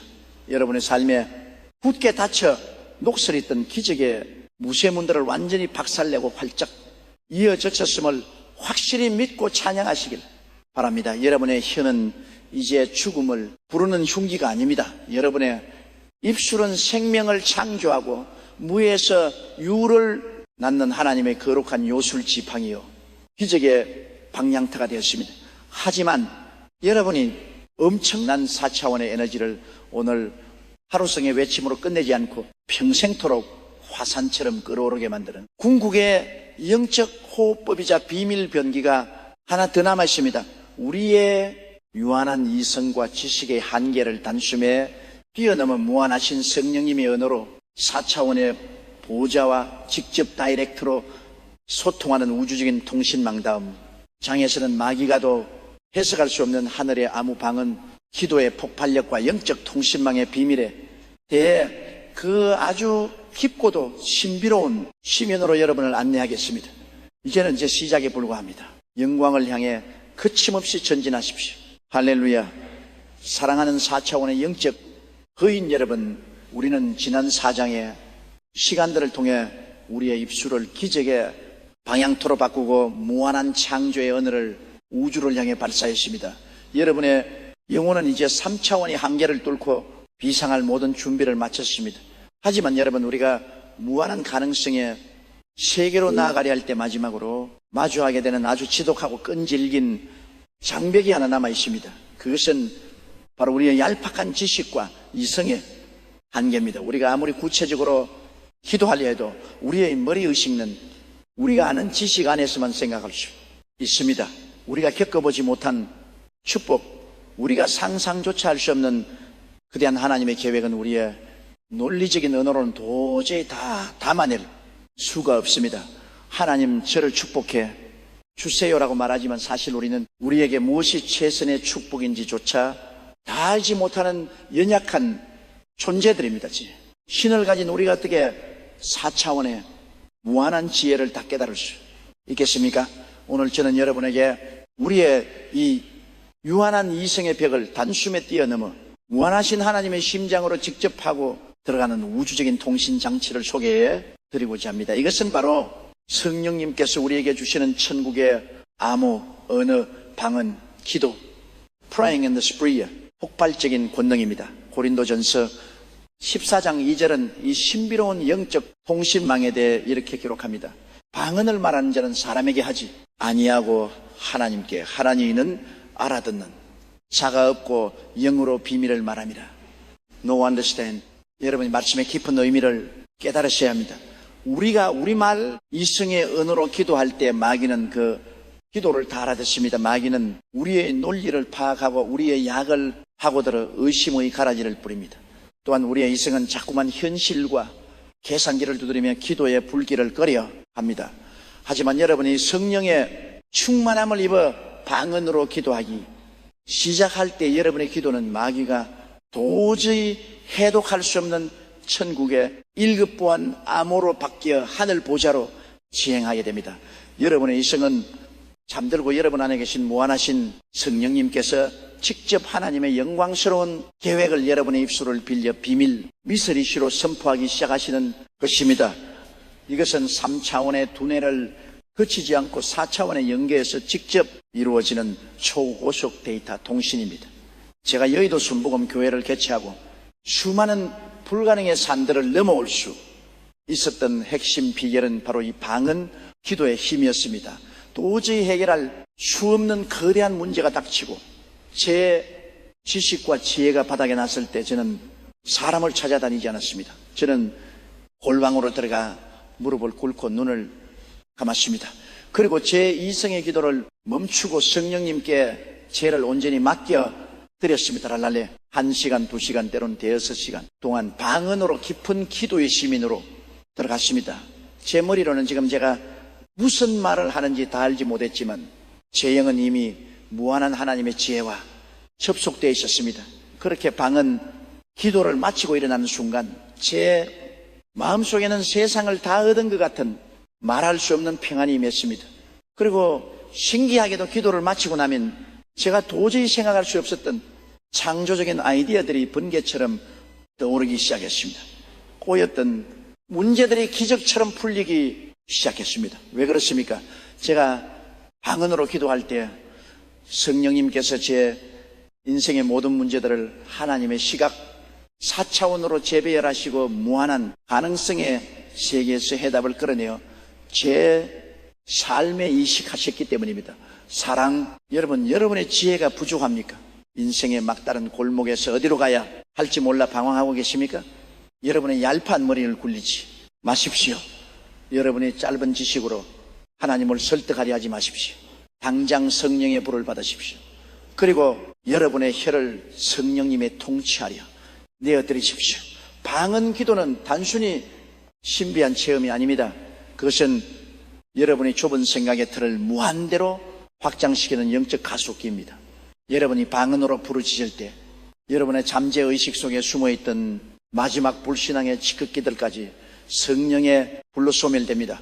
여러분의 영혼은 하나님의 거룩한 주파수에 완벽하게 동기와 싱크로이션 됩니다. 사도 바울은 고린도전서 14장 18절에서 당당하게 선포했습니다. 내가 너희 모든 사람보다 방언을 더 말함으로 하나님께 감사하노라. 세계 최고의 지성이었던 바울이 왜 그토록 방언 기도를 강조했겠습니까? 자신의 지식보다 성령님의 지혜가 무한하다는 것을 알았기 때문입니다. 사랑하는 영적 군사 여러분, 이제 여러분의 기도를 3차원의 언어에 가두어 두지 마십시오. 무한한 가능성의 세계로 들어가는 황금 열쇠, 바로 성령의 언어를 사용하십시오. 여러분이 성령 안에서 비밀을 말하기 시작할 때 하늘의 모든 차원들이 여러분을 돕기 위해 움직이기 시작할 것입니다.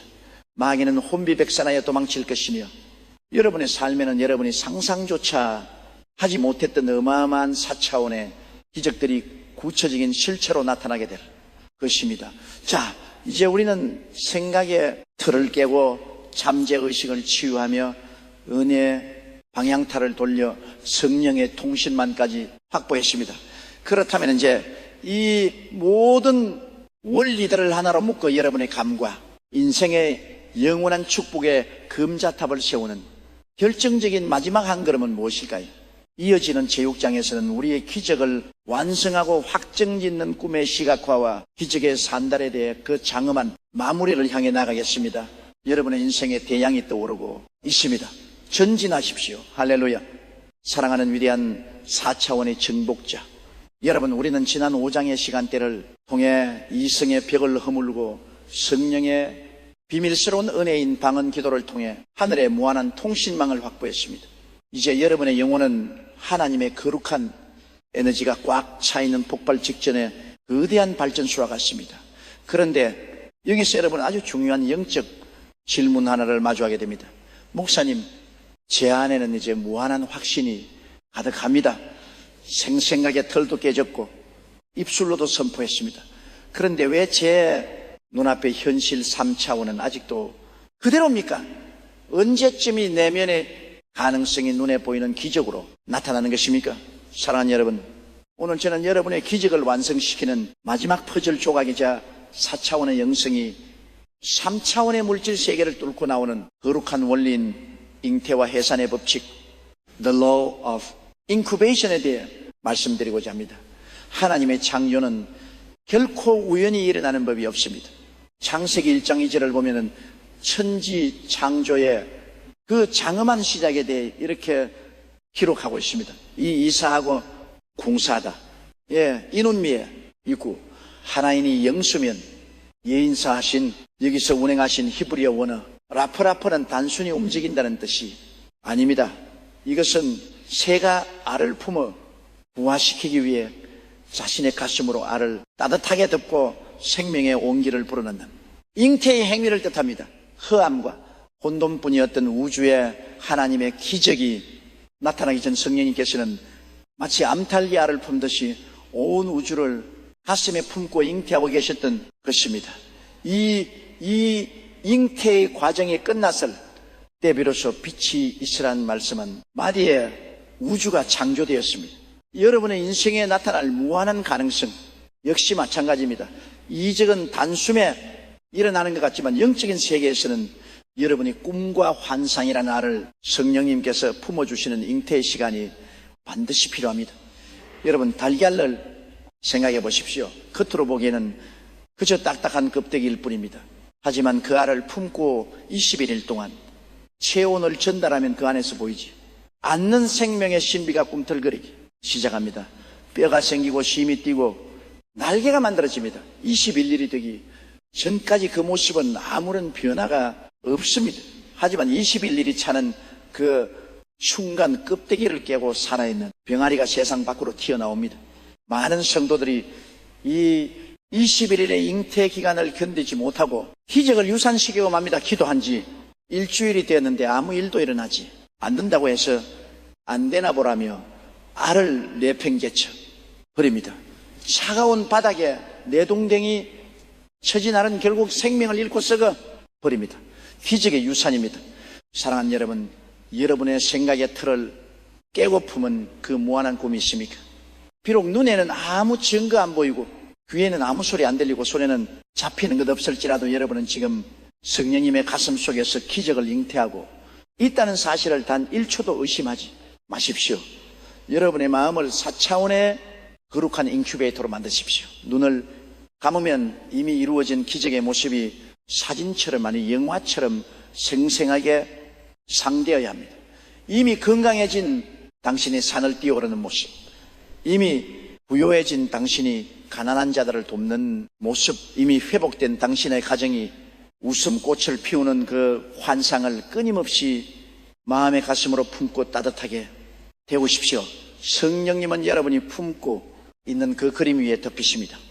여러분이 죽음과 절망의 그림을 품으면 성령님은 일하실 수 없지만 여러분이 무한한 가능성과 승리의 그림을 품고 주님 감사합니다, 이미 이루어졌습니다라고 감사의 온기를 불어넣으면 성령님은 그 그림을 재료 삼아 3차원의 현실 세계 기적의 실체를 만들어내십니다.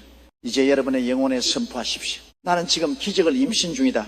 내 안에서 하나님의 위대한 가능성이 자라나고 있다. 세상의 환경이 나를 속일지라도 내 안에 생명은 멈추지 않는다. 해산의 때가 이르면 온 천하가 깜짝 놀란 하나님의 영광이 내 삶을 통해 터져 나올 것이다. 무한한 가능성의 세계로의 초대는 이제 끝났습니다. 이제는 여러분이 그 주인공으로 살아갈 시간입니다. 생각에 들을 게 여러분의 앞길에는 이제 홍해가 갈라지고 여리고 성이 무너지는 기적만이 기다리고 있습니다. 여러분은 결코 혼자가 아닙니다. 무한하신 하나님이 여러분과 함께 하십니다. 자, 이제 기적의 해산을 향해 당당하게 걸어 나가십시오. 여러분의 믿음대로 될지어다. 여러분의 꿈대로 될지어다. 무한한 가능성의 주인공이 된 여러분을 축복합니다. 할렐루야. 끝까지 승리하십시오. 사랑하는 위대한 4차원의 기적 창조자 여러분, 우리는 지난 6장의 시간을 통해 하나님의 무한한 가능성을 마음속에 잉태하고 기적이 3차원의 현실로 부호할 때까지 절대 포기하지 않고 품어내는 잉태와 해산의 법칙에 대해 깊이 나누었습니다.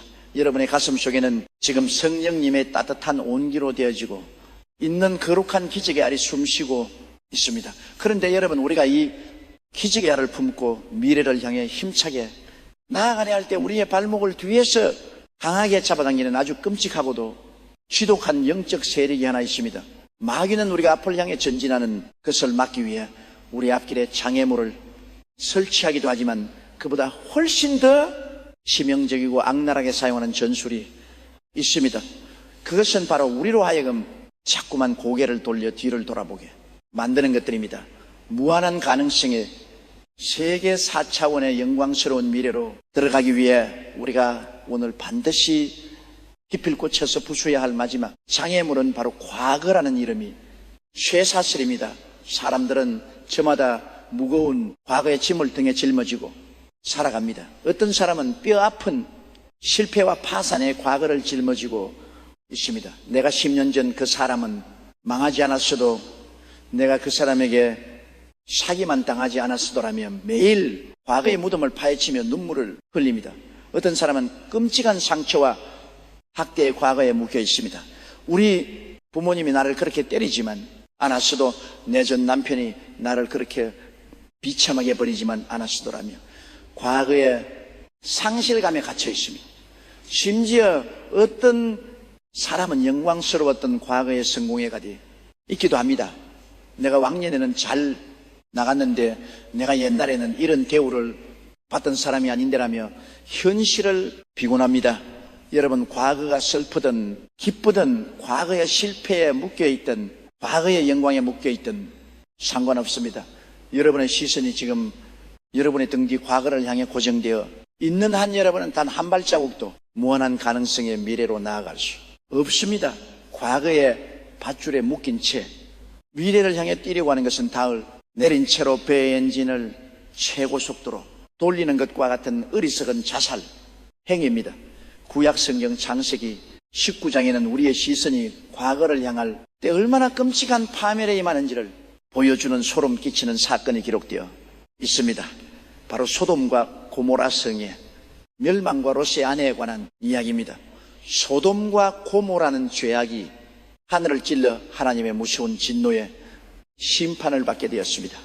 하나님은 천사들을 보내어 의인 롯과 그의 가족들을 성 밖으로 구출해 내셨습니다. 하늘에서 유황과 불이 비오듯 쏟아지기 직전 천사들은 롯의 가족에게 아주 엄중하고도 단호한 절대 명령 하나를 내립니다. 도망하여 생명을 보존하라. 돌아보고 나들에 머물지 말고 산으로 도망하여 멸망함을 면하라. 창세기 19, 17 절대로 무슨 일이 있어도 뒤를 돌아보지 말라는 것이었습니다. 롯과 둘은 앞만 보고 미친 듯이 달렸습니다. 그들의 등 뒤에서는 하늘에서 불덩어리들이 쏟아져 내리고 거대한 성벽이 무너지며 수많은 사람들이 불타 죽어가는 끔찍한 비명소리가 천지를 진동했습니다. 그런데 바로 그 순간 롯의 아내의 마음속에 무서운 갈등이 일어났습니다. 그녀의 육신은 천사들의 손에 이끌려 소돔성을 빠져나왔지만 그녀의 마음과 생각은 여전히 그 불타는 소돔성 안에 남아있었던 것입니다. 내 금송아지, 내 평생을 바쳐 모아둔 저택의 보석들에 화려했던 사역의 친구들 아까워라. 저 재산들을 두고 내가 어떻게 떠난단 말인가. 롯의 아내는 천사의 주노문 경고를 무시하고 결국 가던 길을 멈춘 채 고개를 돌려 활활 타오른 소돔성, 즉 자신의 과거를 돌아보고 말았습니다. 그 순간 어떤 끔찍한 일이 벌어졌습니까? 창세기 19장 11절은 단 한 줄로 그 참혹한 결말을 선언합니다. 롯에는 뒤를 돌아보았으므로 소금 기둥이 되었더라. 여러분이 소금 기둥이 의미하는 바가 무엇인지 영적인 눈을 뜨고 직시하셔야 합니다. 소금 기둥은 생명이 없습니다. 생시 능력이 없습니다. 앞으로 나아갈 발도 없고 미래를 향해 뻗을 손도 없습니다. 그저 과거를 바라본 채로 영원히 박제되어 버린, 딱딱하게 굳어버린 죽음과 정체의 상징입니다. 오늘날 교회 안에도 롯의 아내처럼 영적인 소금 기둥이 되어버린 성도들이 얼마나 많은지 모릅니다. 그들은 예수 그리스도의 보혈로 구원을 받고 지옥이라는 소돔성을 빠져나왔습니다. 입술로는 천국을 향해 간다고 찬양합니다. 그러나 그들의 생각과 마음은 10년 전, 20년 전 자신에게 상처를 주었던 사람에 대한 분노, 망해버린 사업에 대한 미련, 과거의 부끄러운 죄책감이란 소돔성을 향해 고개를 획돌리고 있습니다. 몸은 202년 오늘을 살고 있는데 생각과 감정은 1999년에 그 상처받은 밤에 멈춰서 있는 것입니다. 여러분, 과거의 상처를 밥 먹으며 사는 사람은 결국 영혼이 굳어버려 소금 기둥이 됩니다. 소금 기둥이 된 영혼은 성령의 불이 임해도 뜨거움을 느끼지 못하고 기적에 비가 내려도 싹을 키우지 못합니다. 무한한 가능성은 오직 앞을 향해 나가는 산자들의 것이지 과거를 돌아보는 소금 기둥들의 것이 아닙니다. 신약시대의 가장 위대한 영적 거인 사도 바울을 보십시오. 그가 어떻게 그토록 무한한 가능성을 폭발시키며 신약 성경의 절반을 기록하는 위대한 사도가 될 수 있었습니까? 바울에게는 상처와 실패의 과거가 없었습니까? 아닙니다. 바울의 과거는 롯의 아내보다 훨씬 더 끔찍하고 잔혹했습니다. 그는 본래 예수 믿는 자들을 잡아다 감옥에 가두고 죽이는데 앞장섰던 살인자요, 핍박자였습니다. 최초의 순교자 스데반이 돌에 맞아 피를 흘리며 죽어갈 때 바울은 그 옆에서 찬성표를 던지며 비웃었던 자였습니다. 만약 바울이 다메섹 도상에서 예수님을 만나 회심한 후에도 계속해서 자신의 과거를 돌아보았다면 어떻게 됐을까요? 밤에 잠을 자리할 때마다 비투성이가 된 스데반의 얼굴이 떠오르고 자신이 핍박했던 성도들의 비명소리가 귀가를 맴돌았을 것입니다. 마귀는 매일같이 바울의 귀가 되고 속삭였을 것입니다. 야, 이 살인자의 손에 묻은 피를 봐라. 네가 무슨 사도라고 강단해. 설 외치느냐. 위선자야, 당장 그 자리에서 내려와라. 만약 바울이 이 과거의 죄책감이란 밧줄에 묶였다면 그는 우울증에 걸려 자살하거나 미쳐버리고 말았을 것입니다. 그는 결코 하나님의 위대한 사도가 될 수 없었을 것입니다. 하지만 바울은 마귀가 내미는 과거의 천구를 예수 그리스도의 십자가 앞에 갈기갈겼지죠. 던져버렸습니다. 그리고 빌립보서 3장 13절과 14절에서 온 우주를 향해 위대한 자유의 선언을 포유합니다. 형제들아, 나는 아직 내가 잡은 줄로 여기지 아니하고 오직 한 일찍 뒤에 있는 것은 잊어버리고 앞에 있는 것을 잡으려고 표대를 향하여 그리스도 예수 안에서 하나님이 위에서 부르신 부름의 상을 위하여 주와 forgetting what is behind and what is 할렐루야. 바울의 놀라운 고백을 들으십시오. 뒤에 있는 것은 잊어버리고 바울은 자신의 더럽고 추악했던 과거의 무덤을 시멘토로 막아버렸습니다. 그는 뒤를 돌아보는 롯의 아내가 되기를 거부했습니다. 예수 그리스도의 십자가 피가 자신의 과거를 완벽하게 도만하셨음을 믿었기에 그는 단 1초도 뒤를 돌아보는데 영적 에너지를 낭비하지 않았습니다. 그는 오직 표대이신 예수님 무한한 미래의 가능성만을 향해 미친 듯이 질주했던 것입니다. 사랑하는 여러분, 여러분이 일상생활에서 매일 타는 자동차를 한번 머릿속에 떠올려 보십시오. 자동차 운전석에 앉아 앞을 보면 앞을 내다보는 아프리창 윈실드는 어마어마하게 큽니다. 시야가 확 트여 있습니다. 반면에 여러분의 등 뒤를 볼 수 있게 해주는 룸미러, 리어뷰 미러나 사이드 미러는 여러분의 손바닥만한 아주 작은 크기입니다. 자동차를 만든 엔지니어들이 왜 앞니창은 저렇게 크고 넓게 만들고 뒤를 보는 거울은 요만하게 작게 만들었을까요? 그것은 운전자가 운전할 때 99% 시선은 반드시 앞을 향해 있어야 하고 뒤를 보는 것은 차선을 바꿀 때 아주 잠깐 1%만 사용하라는 생명의 법칙 때문입니다. 만약에 여러분이 고속도로에서 시속 100km로 달리면서 그대한 앞니창은 쳐다보지도 않고 그 조그만 룸미만 뚫어지게 쳐다보며 운전한다면 어떻게 되겠습니까? 불과 1분을 넘기지 못하고 앞차를 들이받거나 절벽으로 굴러떨어져 산산조각 낮추고 말 것입니다. 우리의 인생에는 자동차도 완벽하게 똑같습니다. 하나님은 여러분의 미래 무한한 가능성의 세계를 바라보는 영적인 아필리 창을 온 우주만큼 거대하게 만들어 놓으셨습니다. 그런데 여러분은 왜 십자가의 보혈로 이미 다 지워져 버린 그 조그만 과거의 룸미로만 뚫어지게 쳐다보며 인생을 운전하려 하십니까?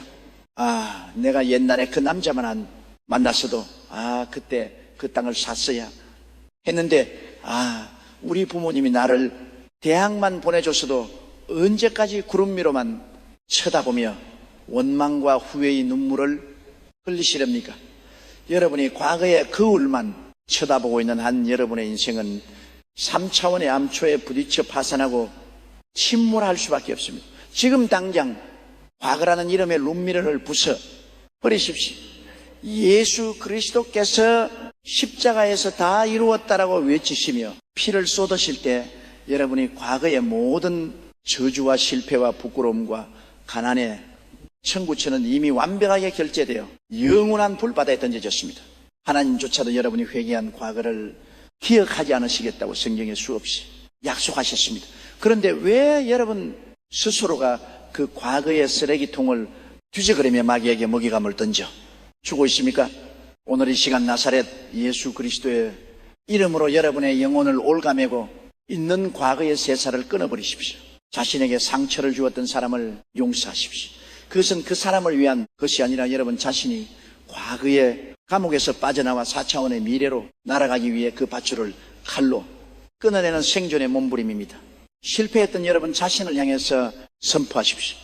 나의 과거야. 나는 이제 너와 아무 상관이 없다. 너는 십자가와 함께 무덤에 장사되었다. 내 뒤에 있는 것은 철저하게 잊어버리고 나는 성령님이 내 앞에 창에 펼쳐 놓으신 찬란하고 무한한 미래의 표대를 향해 오늘부터 맹렬하게 달려갈 것이다.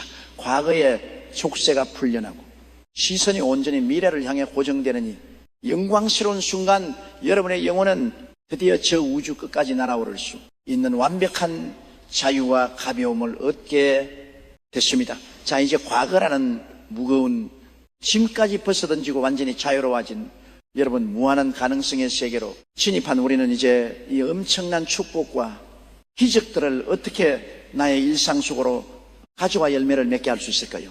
다음 제장에서는 생각에 다를 깬 우리가 일상생활 속에서 3차원의 환경을 지배하고 다스리는 실질적인 영적 권세, 창조적 믿음의 행동 양식에 대하여 낱낱이 파헤쳐 보겠습니다. 기적은 머무르는 것이 아니라 전진하는 것입니다. 힘차게 나아가십시오.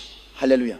사랑하는 위대한 4차원의 기적 창조자 여러분, 우리는 지난 7장의 뜨거운 눈물에 시간을 통해 우리의 발목을 무겁게 짓누르고 있던 과거의 상처와 실패, 그리고 죄책감이라는 지독한 쇠사를 성령의 검으로 완벽하게 끊어버렸습니다. 소돔성을 뒤돌아보는 롯의 아내의 저주를 끌어내고 이제 우리의 영적인 시선은 오직 저 광활하고 무한한 아플리창 성령님께서 예배하신 찬란한 미래의 표대만을 향해 완벽하게 고정되었습니다.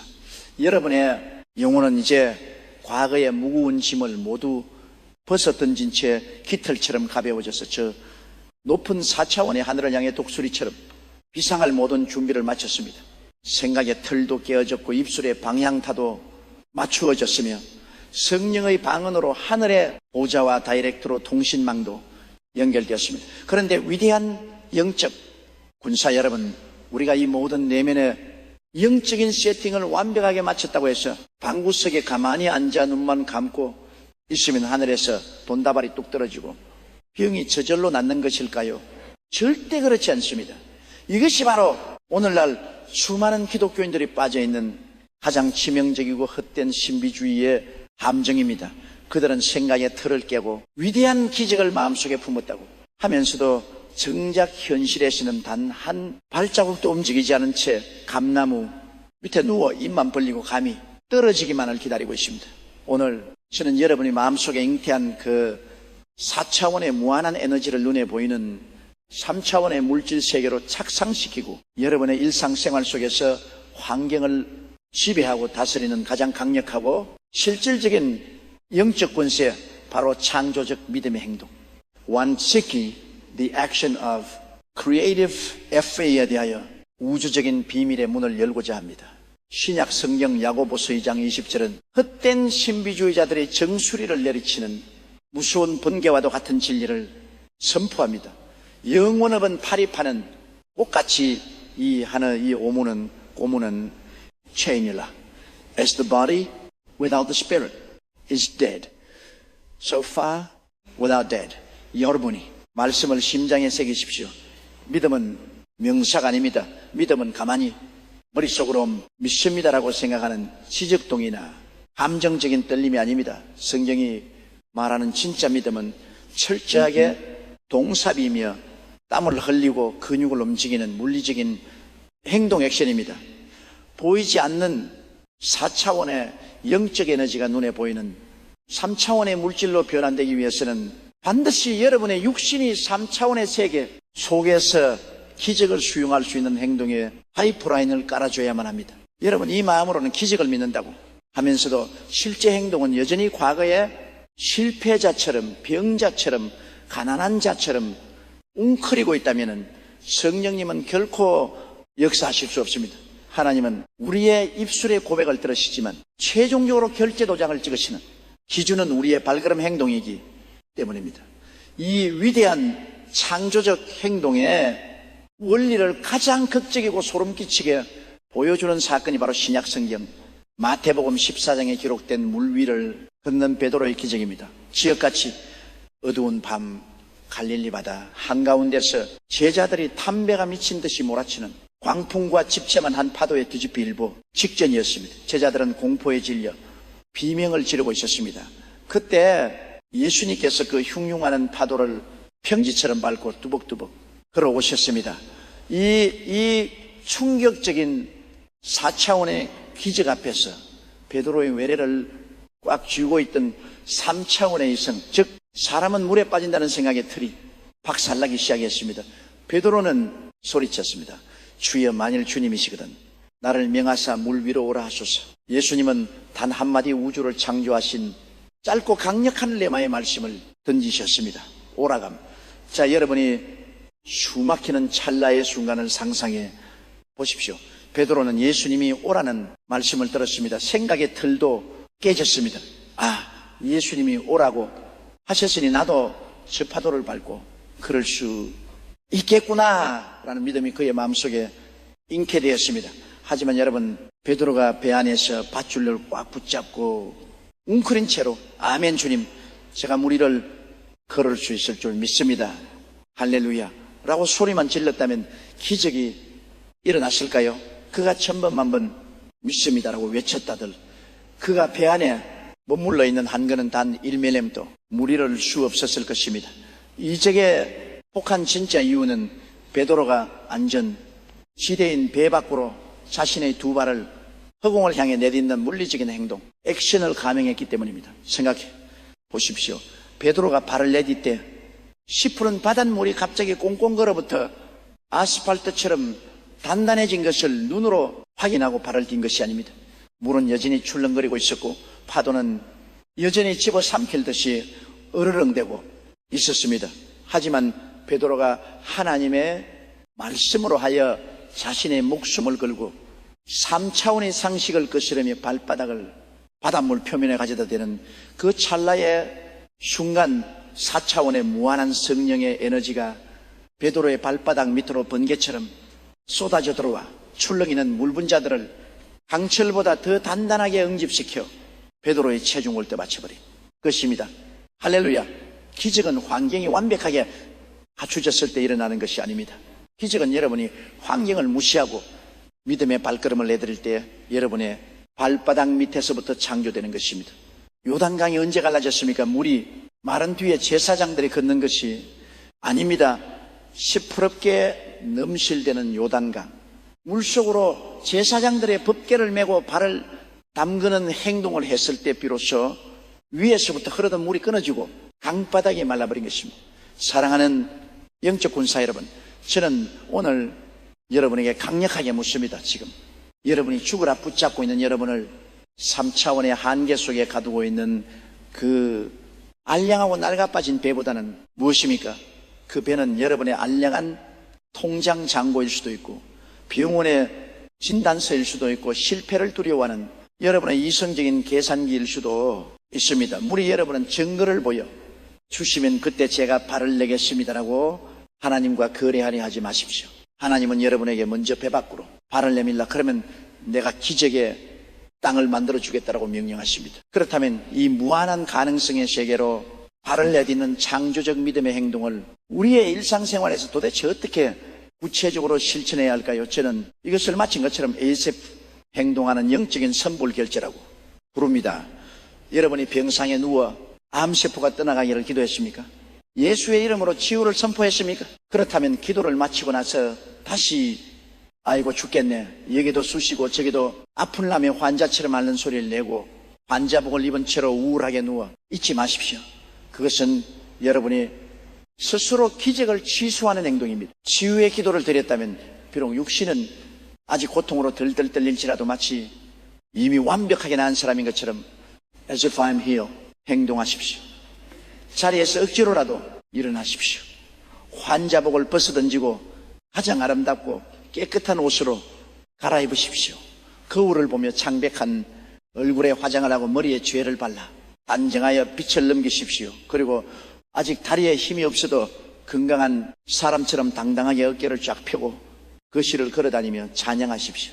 하나님, 내 몸의 통증은 마귀가 주는 가짜 감각에 불과합니다. 영적인 세계에서 나는 이미 예수의 채찍에 맞음으로 완벽하게 나왔습니다. 나에게 튼튼한 두 다리와 맑은 폐를 주시니 감사합니다. 여러분의 이 미친 것 같은 믿음의 행동을 마귀가 볼 때 기겁을 하고 도망칩니다.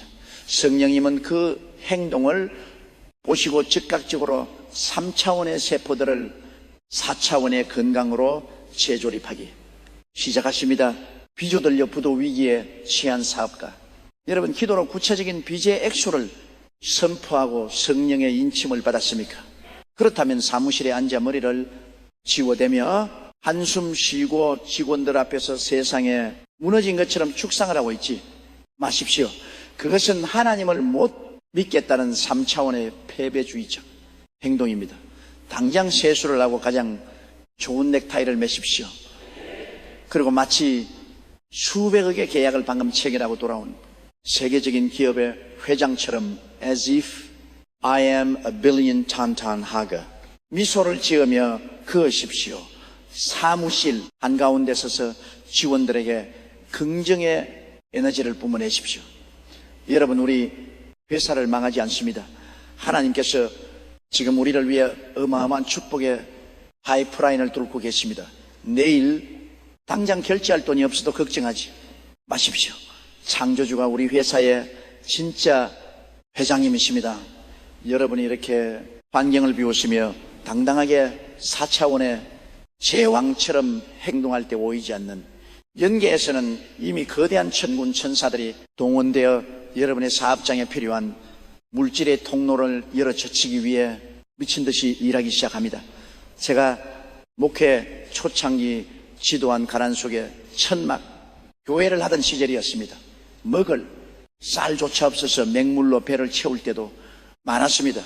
하지만 저는 동네를 걸어다닐 때 결코 어깨를 움츠리거나 가난한 전도사처럼 불쌍한 표정을 짓지 않았습니다. 저는 낡은 구두를 반짝반짝에 닦아친구, 비록 옷은 그럼에도 가슴을 활짝 펴고 마치 수십만 명의 성도를 거느린 세계 최대 교회 총회장인 것처럼 위풍당하게 걸어다녔습니다. 제가 골목을 누비며 속으로 외쳤던 소리가 무엇인지 아십니까? 비켜라. 전 세계를 호령하는 하나님의 위대한 종이 나가신다. 이 동네의 모든 마귀들아, 짐 싸서 도망가라. 사람들은 저를 보고 저 가난한 전도사가 드디어 미쳤구나라고 손가락질했습니다. 하지만 저는 사람들의 시선 따위는 신경 쓰지 않았습니다. 저는 미친 것이 아니라 4차원의 렌즈를 끼고 영적인 선불, 결제를 하며 기적의 리허설을 하고 있었던 것입니다.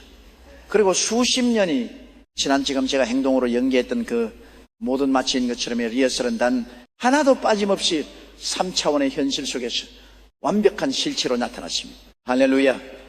사랑하는 4차원의 기적 창조자, 여러분 기적을 기다리지 마십시오. 여러분이 기적을 향해 걸어 들어가야 합니다. 오늘 당장 여러분의 삶의 현장을 4차원의 위대한 영경 무대로 바꾸십시오. 하나님이 여러분의 감독이십니다. 여러분은 이 무대의 주인공입니다. 배우가 슬픈 연기를 하면은 몸에서 슬픈 호르몬이 나오고 눈물이 흐릅니다. 여러분이 기쁨과 승리와 부유함의 연기를 완벽하게 해낼 때 여러분의 몸과 주변 환경은 그 연기를 진짜로 착각하고 3차원의 기적을 생산해내기 시작합니다. 여러분은 메뚜기가 아닙니다. 여러분은 지질한 패배자가 아닙니다. 여러분은 우주를 통치하시는 왕의 자녀들입니다. 오늘부터 왕처럼 말하고 왕처럼 걷고 왕처럼 밥을 먹고 왕처럼 당당하게 환경을 호하십시오. 자, 이제 생각에 탈을 깨고 입술을 열어 선포하며 마침내 물리적인 행동으로 환경까지 지배하게 된 여러분, 우리는 이제 기적을 창조하는 모든 준비를 마쳤습니다. 하지만 이 엄청난 기적의 불씨가 우리 당대에서 끝나지 않고 우리의 자녀와 수천대에 이르기까지 폭포수처럼 흘러가게 만드는 영원한 우주의 법칙이 하나 남아 있습니다. 이어지는 제구장에서는 무한한 가능성의 세계를 유지하고 정폭시키는 절대적인 연계의 경제, 법칙, 심음과 거둠의 원리와 희생의 씨앗에 대하여 아주 깊고도 장엄한 비밀의 문을 열겠습니다. 여러분의 지경이 온 세계로 확장될 것입니다. 전진하십시오. 할렐루야. 사랑하는 위대한 4차원의 기적 창조자 여러분, 우리는 지난 시간들을 통해 과거의 세사를 끊어내고 배 밖으로 발을 내딛는 창조적 믿음의 행동을 통해 3차원의 환경을 지배하는 위대한 영적 권세의 자리에까지 올랐습니다. 여러분의 생각에 걸어서는 이제 우주를 품을 만큼 무한대로 커졌고, 여러분의 입술과 행동은 기적을 보완시키는 완벽한 인큐베이터가 되었습니다. 그런데 여러분, 우리가 이 무한한 가능성에 세계 이 4차원의 영광스러운 차원에 영원히 머무르며 그 축복을 우리 당대뿐만 아니라 자자순손 수천대에 이르기까지 폭포수처럼 흘러가게 만들기 위해서는 반드시 통과해야 할 우주적인 절대 법칙이 하나 있습니다. 우리의 생각을 가지고 있는 수많은 3차원의 틀 중에서 인간의 뼛속 가장 깊은 곳에 찰거리처럼 들러붙어 있는 가장 이기적이고 지독한 생각이들, 바로 결핍의 두려움, fear of SCC, 과짐의 콤플렉스를 완전히 박살내는 위대한 영적 경제법칙, 바로 아스트리스크, 운임포고비, the law of 아스트리스크입니다. 3차원이 물질 세계를 살아가는 인간이 타락한 이성은 우리에게 끊임없이 이렇게 속삭입니다. 세상의 자원은 한정되어 있다. 네가 남에게 주면 그만큼 내 몫은 줄어든다. 네가 살려면 무조건 움켜줘야 한다. 절대 남에게 빼앗기지 마라. 너 코가 석질해. 누구를 돕는단 말이냐? 꽉 쥐고 있으라. 이것이 세상의 경제학입니다. 하지만 하나님의 4차원 경제학은 세상의 경제학과 완벽하게 180도 정반대로 작동합니다. 신약 성경 갈라디아서 6장 7절은 온 우주를 관통하는 하나님의 절대적인 경제, 헌법을 이렇게 선언합니다. 스스로 수이지 마라. 하나님은 신기하지 아니하시는 이 사람이로치 그대로 고두리라. 여러분이 우주에는 중력의 법칙만큼이나 확실하고 예외가 없는 영적인 물리법칙이 있습니다. 그것은 바로 심은 대로 거둔다는 것입니다. 홍을 심으면 콩이 나고 밭을 심으면 밭이 납니다. 아무것도 심지 않으면 아무것도 거둘 수 없습니다. 아무리 생각의 틀을 깨고 입술로 기적을 100만 번 선포하고 믿음으로 수백 번 춤을 준다고 해도 여러분이 땅에 씨앗을 심는 소행, 구체적인 희생의 행동을 하지 않는다면 4차원의 연계해서는 결코 3차원의 물질로 변환될 추물을 만들어낼 수가 없는 것입니다. 한 가난한 농부의 이야기를 머릿속에 그려보십시오. 지독한 흉년이 들어서 온 가족이 굶어 죽을 위기에 처했습니다. 농부의 창고에는 이제 내년에 심을 접시 한자로밖에 남지 않았습니다. 3차원 이성은 농부에게 소리칩니다. 야, 당장 저 벽실을 쏘놓고 끓여 먹어라. 저걸 먹어야 내 가족이 하루라도 더 살 것 아니냐. 만약 농부가 그 벽실을 먹을 양식 프레도로 생각하고 산만 먹어버린다면 그들은 오늘 하루는 배를 채울지 모르지만 내년에는 100% 굶어 죽고 맙니다. 하지만 위대한 농부는 어떻게 합니까? 가족들이 배고프다고 울부짖어도 농부는 눈물을 머금고 그 벽시 자료를 움켜주고 꽁꽁은 들판으로 나갑니다. 그리고 차가운 흙을 파고 그 벽시를 던져냈습니다.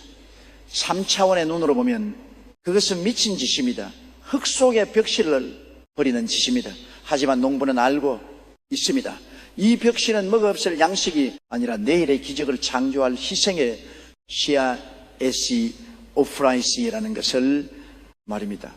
땅에 심겨 썩어진 하늘에 은혜 가을이 되면 30배, 60배, 100배의 폭발적인 생명력으로 증폭되어 수만 개의 나달로 돌아온다는 4차원의 증폭 법칙을 믿고 있는 것입니다. 신약 성경 요한복음 6장에는 우리의 좁아진 이성의 틀을 우주 단위로 찢어버리는 인류 역사상 가장 위대한 기적의 증폭 사건인 오병이어 5개의 뜻과 이마리의 물고기의 기적이 기록되어 있습니다.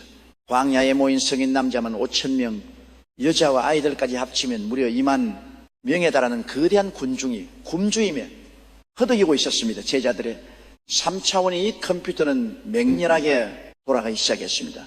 빌립이 계산기를 두드려보고 예수님께 보고합니다. 주님이 사람들을 다 먹이려면 200나리온 수천만 원의 빵이 있어도 모자합니다. 여기는 빈들이여 시간도 늦었으니 사람들을 흩어마을로 가서 각자 사 먹게 하소서. 이것이 3차원의 한계에 갇힌 인간의 절망적인 사고방식입니다. 돈이 없습니다. 환경이 안 됩니다. 불가능합니다. 그런데 그때 안드레가 한 어린 소년을 예수님 앞으로 데리고 옵니다. 그 소년의 손에는 아주 초라한 보리떡 5개와 물고기 2마리가 들려 있었습니다. 그것은 그 소년이 배고픔을 달래기 위해 싸운 자신의 유일한 저녁 식사였습니다. 여러분이 소년의 입장에서 생각해 보십시오. 2만 명이 굶주리고 있는 광야에서 떡과 5개가 무슨 소용이 있겠습니까? 3차원의 이성은 소년에게 속삭이었어요. 것입니다. 야, 저 수만 명에게 이걸 내놓아 봤네. 기별도 안 간다 그냥. 너 혼자 몰래 숨어서 먹고 배나 채워라. 내 코가 석자다. 이것이 바로 기적을 가로막는 무서운 음표의 콤플렉스입니다. 내가 꽉 쥐고 있으면 그것은 4차원의 기적이 아니라 그냥 소년 한 명의 위장을 채우고 똥으로 배설되어 끝날 3차원의 초라한 유한한 물질에 불과합니다. 하지만 이 소년은 자신의 이성적인 생각의 틀을 박살내 버렸습니다. 소년은 자신이 가진 그 생명과도 같은 마지막 식사를 자기 입으로 가져가지 않고 예수님의 손에 심어 소인버렸습니다. 소년의 손을 떠나 예수님의 거룩한 손에 들려지는 그 찰나의 순간 그 초라한 보리떡 고개와 물고기 이 말에는 더 이상 3차원의 물질이 아니었습니다. 그것은 4차원의 무한한 창조 에너지를 폭발시키는 영적인 기적의 스파크이자 씨앗대로 완벽하게 신분이 변한 것입니다. 예수님은 그 소년의 희생에 씨앗을 들고 하늘을 우러러 축사 감사 기도하셨습니다. 창조주 하나님의 4차원 에너지가 그때에 임했습니다. 그리고 떡을 떼어 제자들에게 나누어 주시는데 기절초풍할 일이 벌어졌습니다. 떡을 떼어주면 또 생겨나고 물고기를 떼어주면 또 생겨나는 것입니다. 이 2만 명의 군중이 배가 터지도록 먹고도 남은 조각을 거두니 무려 12군이에 가득 찼습니다. 할렐루야. 사랑하는 여러분, 여기서 소름 끼치는 영적 진리를 깨달으셔야 합니다. 예수님은 무에서 유를 창조하실 수 있는 분입니다. 돌덩이로도 떡을 만드실 수 있는 분입니다. 그런데 왜 굳이 그 어린 소년의 초란 도시락을 달라고 하셨을까요? 하나님은 언제나 우리의 삶의 기적의 창문을 여시기 전에 우리가 땅에 심는 믿음의 씨앗, 마중물을 먼저 요구하시기 때문입니다. 헌포에서 지하수를 끌어올리려면 반드시 먼저 한 바가지에 마중물을 부어 넣어야만 수백 톤의 지하수가 쏟아져 올라오는 것과 같은 원리입니다. 오늘 이 시간 수많은 성도들이 제게 묻습니다. 목사님, 저는 지금부터 직전입니다. 저는 암에 걸려주고 있습니다.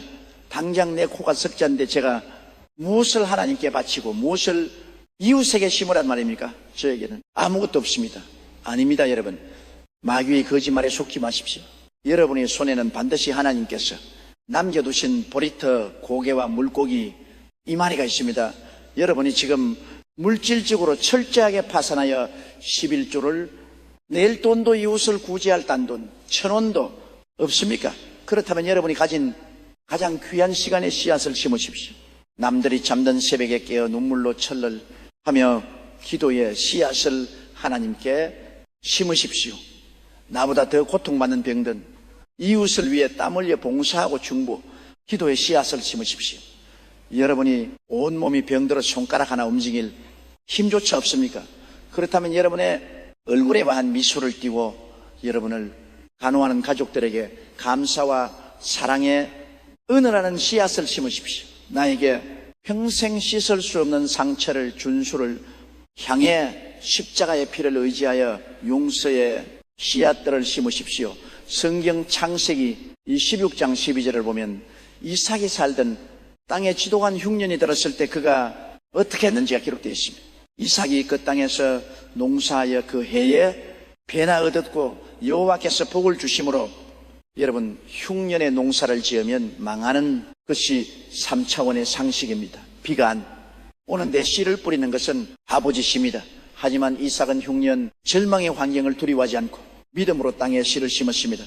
그가 환경을 초월하여 씨를 심었을 때 하나님은 4차원의 문을 여시고 그 흉년의 땅에서 남들보다 100배의 기적적인 추수를 거두게 하셨습니다.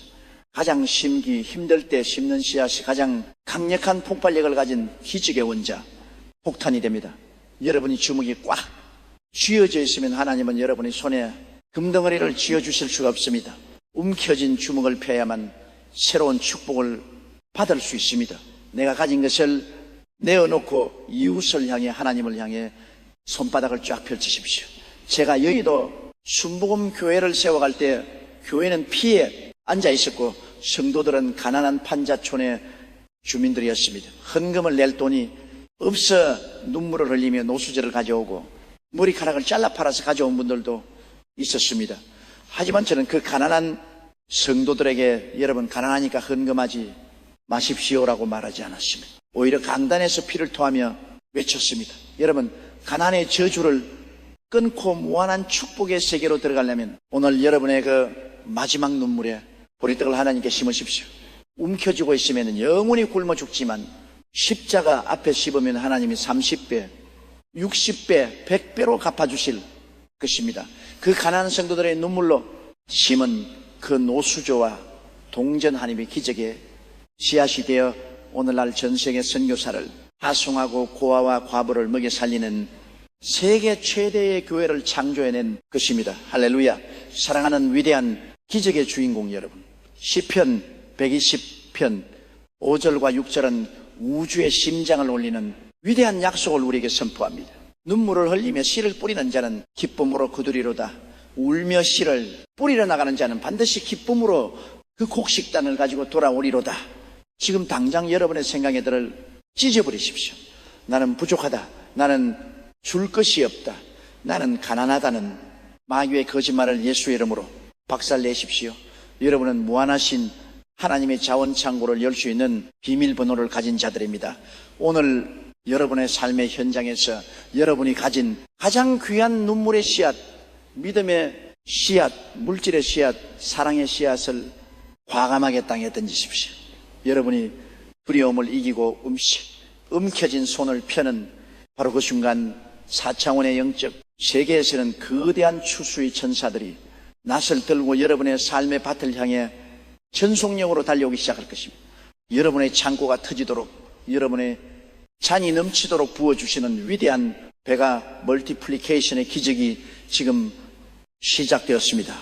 자, 이제 우리의 영혼과 환경 그리고 물질의 영역까지 모든 3차원의 한계를 부수고 무한한 4차원의 세계에 진입했습니다. 그렇다면 이토록 완벽하게 세팅된 기적의 밥상 위에 캄캄한 절망의 한가운데서도 하나님의 보좌를 움직여 당장 불을 떨어뜨리게 만드는 최후의 영적 다이너마이트는 과연 무엇일까요? 이어지는 제10장에서는 불가능의 감옥문을 산산조각 내고 마귀의 뼈통을 부어버리는 가장 공격적이고 파괴적인 영적 무기, 절대 감사의 법칙과 한밤중의 찬양에 대하여 우주적인 비밀의 문을 활짝 열어제치겠습니다. 여러분의 입술이 하늘을 가르는 벼하게 될 것입니다.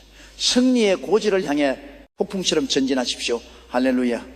사랑하는 위대한 4차원의 기적 창조자 여러분, 우리는 지난 9장에 피 끓는 시간들을 통해 우리의 알량한 이성과 결핍의 두려움을 박살내고 가장 힘들고 고통스러운 흉년의 때에 오히려 30배, 60배, 100배의 기적을 창조하는 희생의 씨앗들을 땅에 심는 위대한 영적 경제법칙을 통과했습니다.